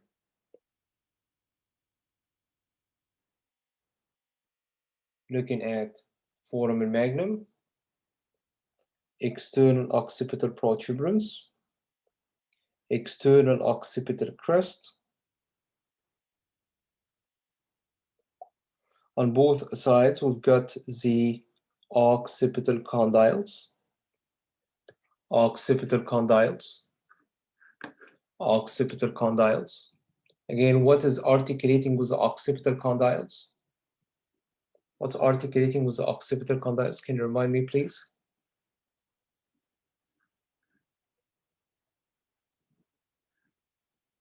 C1 or atlas. C1 or atlas. First cervical vertebra. First cervical vertebra. All right, so moving on to check another cranial bone. So check the bone landmarks of the frontal bone, of the parietal bone, temporal bone, occipital bone. So let's move to the inside of the cranial cavity. This is where I will see best the two remaining cranial bones. Those are my sphenoid bone and my ethmoid.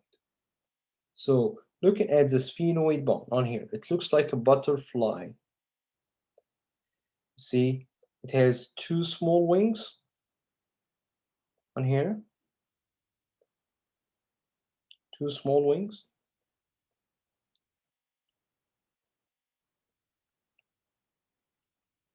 And two large wings.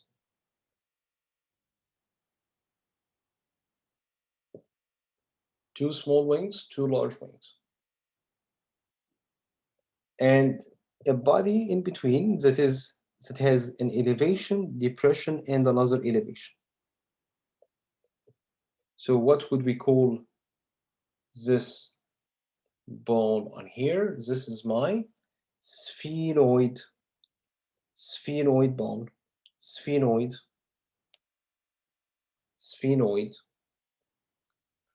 We call the two small wings of the sphenoid bones, those are my lesser wings.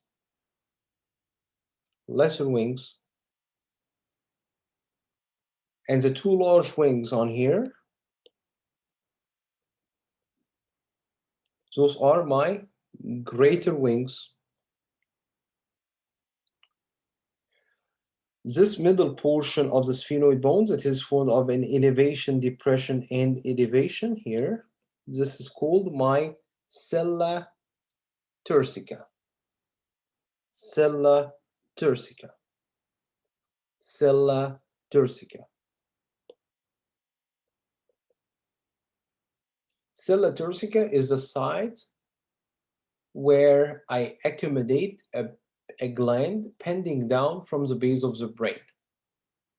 This is called the pituitary gland. Pituitary gland.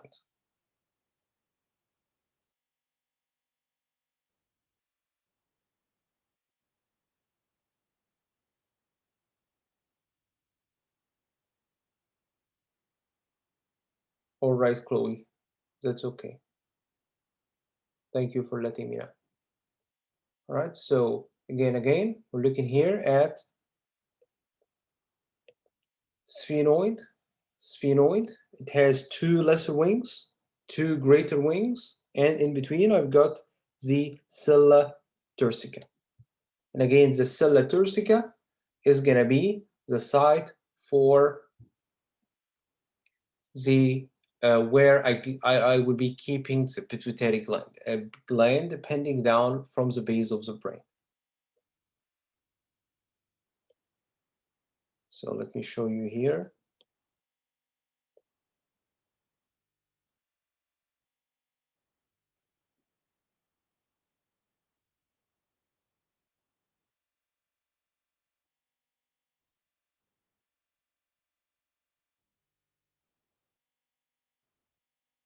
This is my pituitary gland.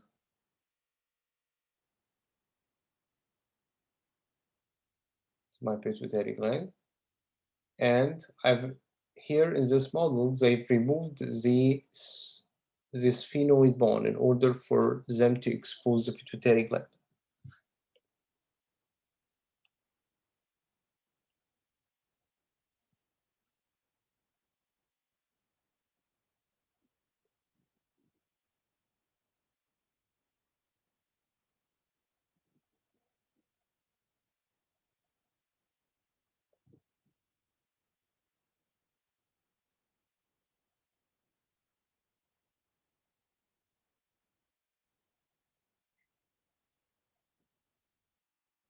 All right, this is where the pituitary gland is going to be kept here in the sella turcica of the sphenoid bone.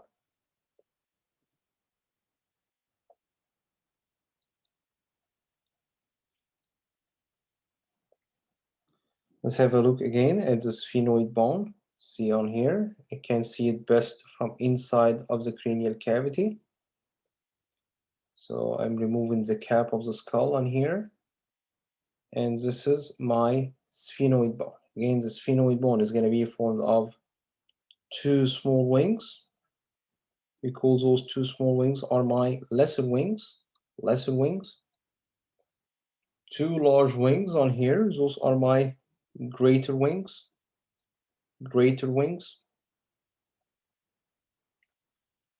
And in between, we've got the sella turcica.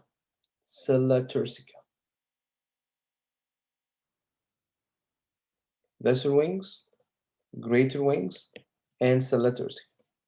Also, another important markings that we need to identify on here is going to be the foramen magnum. Foramen magnum. Foramen magnum.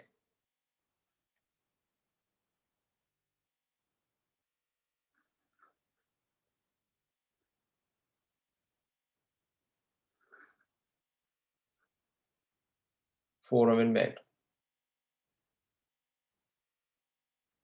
So can you ask her to join again, Molly? Because I don't see anybody trying to join.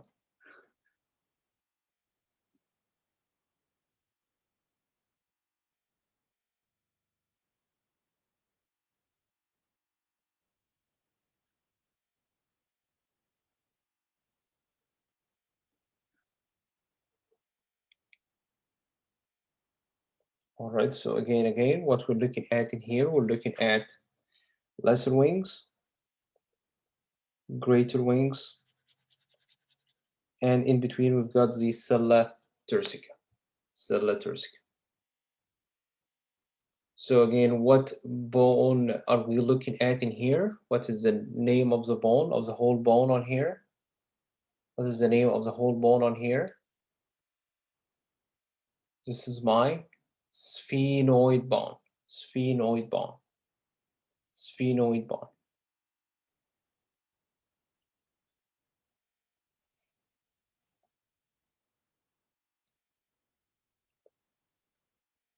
The last cranial bone that we're looking at today is going to be the ethmoid bone. And how would I figure out the ethmoid bone? I will see it has a bony ridge protruding to the inside of the skull, of the cranial cavity. And on both sides, I've got plates of bone that are perforated. They contain holes in them.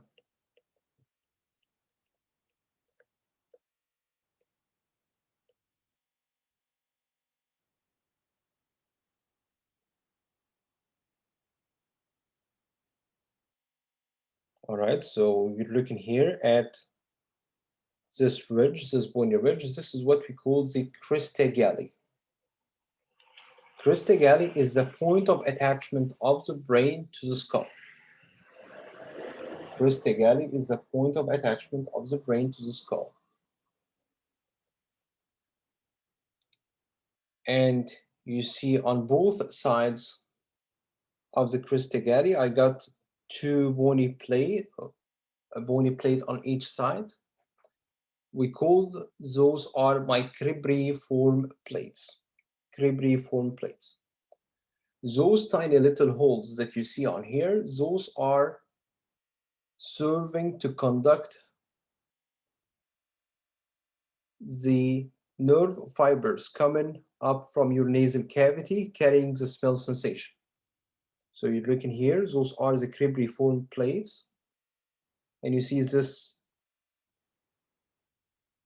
crest located between the two cribriform plates. This is my Crystagali. Crystagali. What is the Crystagali function? It's going to be the point of attachment of the brain to the skull. The point of attachment of the brain to the skull. So this is my Crystagali. Crystagali. We're looking down here. Let me check.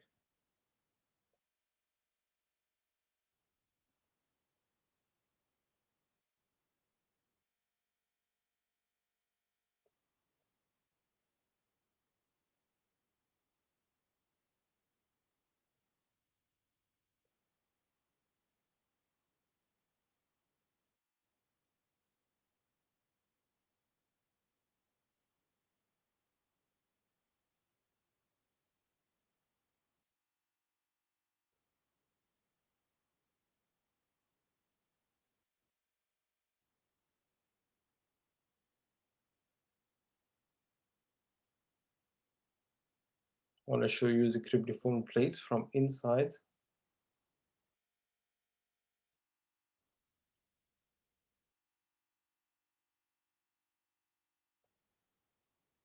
Of the nasal cavity.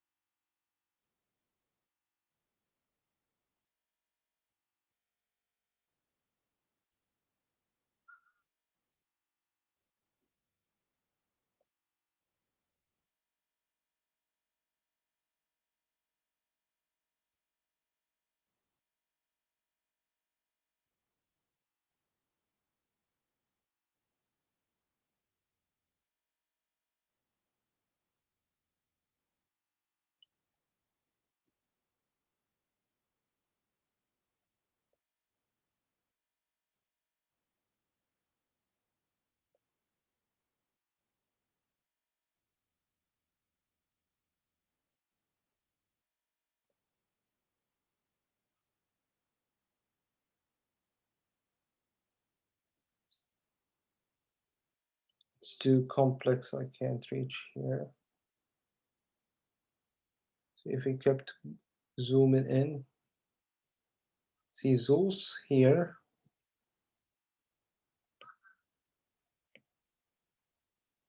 up in here, those gonna be the site for the cribriform plates. So if a person got a pituitary gland tumor, where was the pituitary gland located?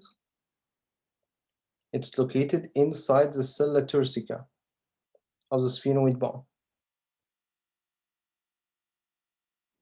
So how can I remove this tumor? How can I remove this tumor of the pituitary gland?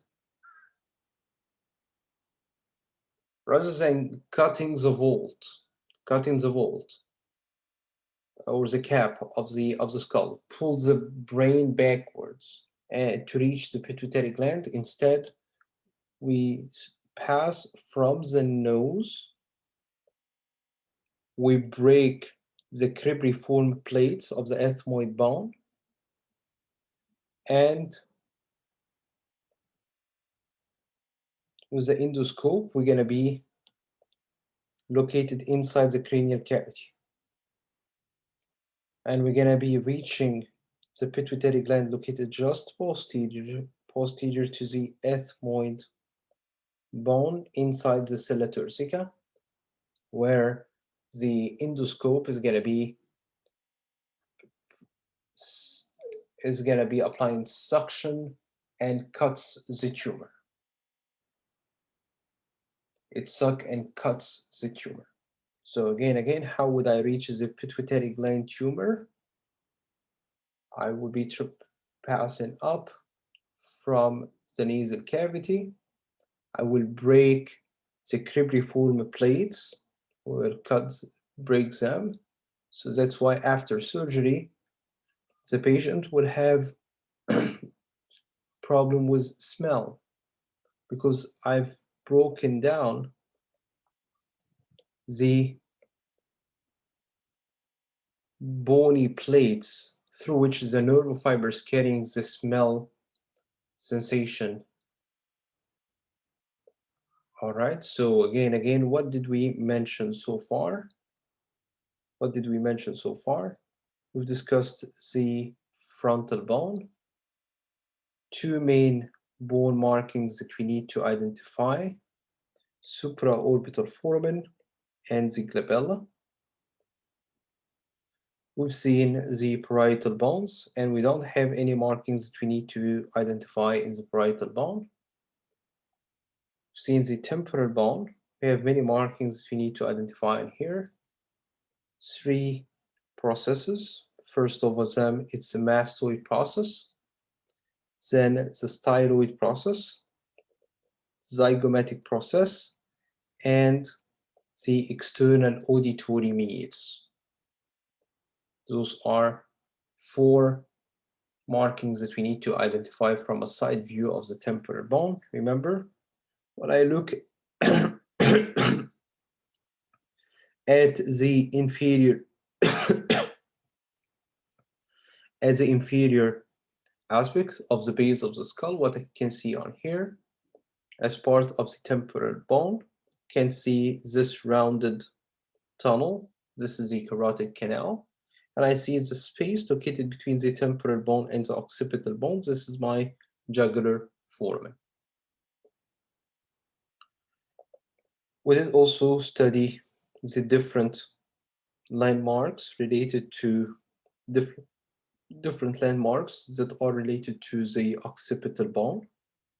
If you remember, we call this protruding bony eminence that is located posteriorly. This is my external occipital protuberance. We've seen this large hole at the base of the skull. This is what connects your brain to the spinal cord. This is the foramen magnum. And on both sides of the foramen magnum, we've got those 2 elliptic-shaped articular surfaces. Those are my occipital condyles. I have a bony ridge on here, crest, that will be located between the external occipital protuberance and the foramen magnum.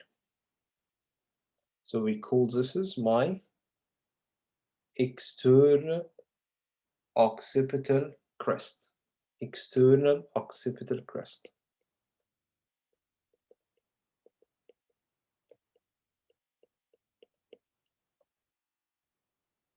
Easy. Again, as part of the occipital bone, we've seen one side of the jugular foramen. As you remember, the jugular foramen is formed by the occipital bone, and the other side is formed by the temporal bone. This is again my jugular foramen. Part of it is formed by the occipital bone.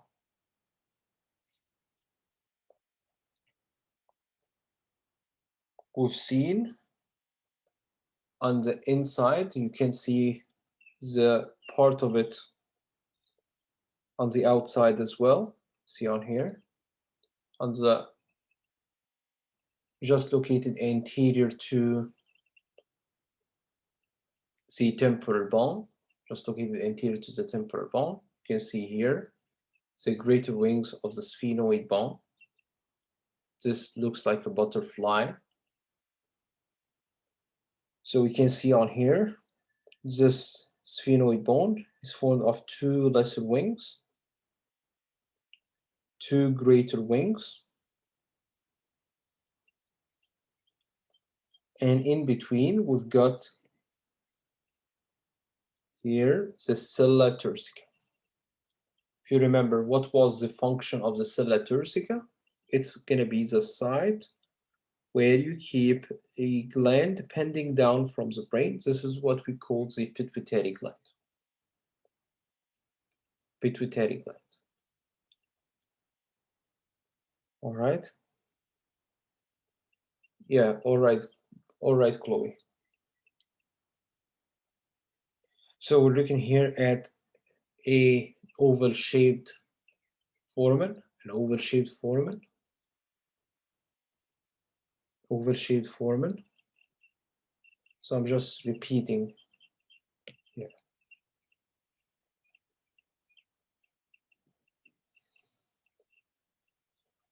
Any questions for me? Any questions?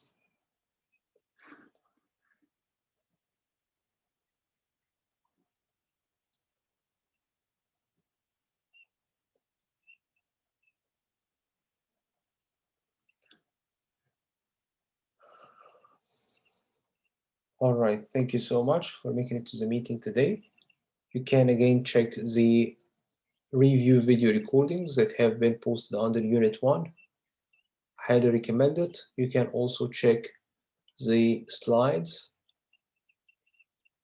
the diagrams under Unit 1. Those are the same ones that you're gonna have on your practical 1 exam. So please make sure to check those out. All right, thank you so much. I've already taken your attendance for today's session.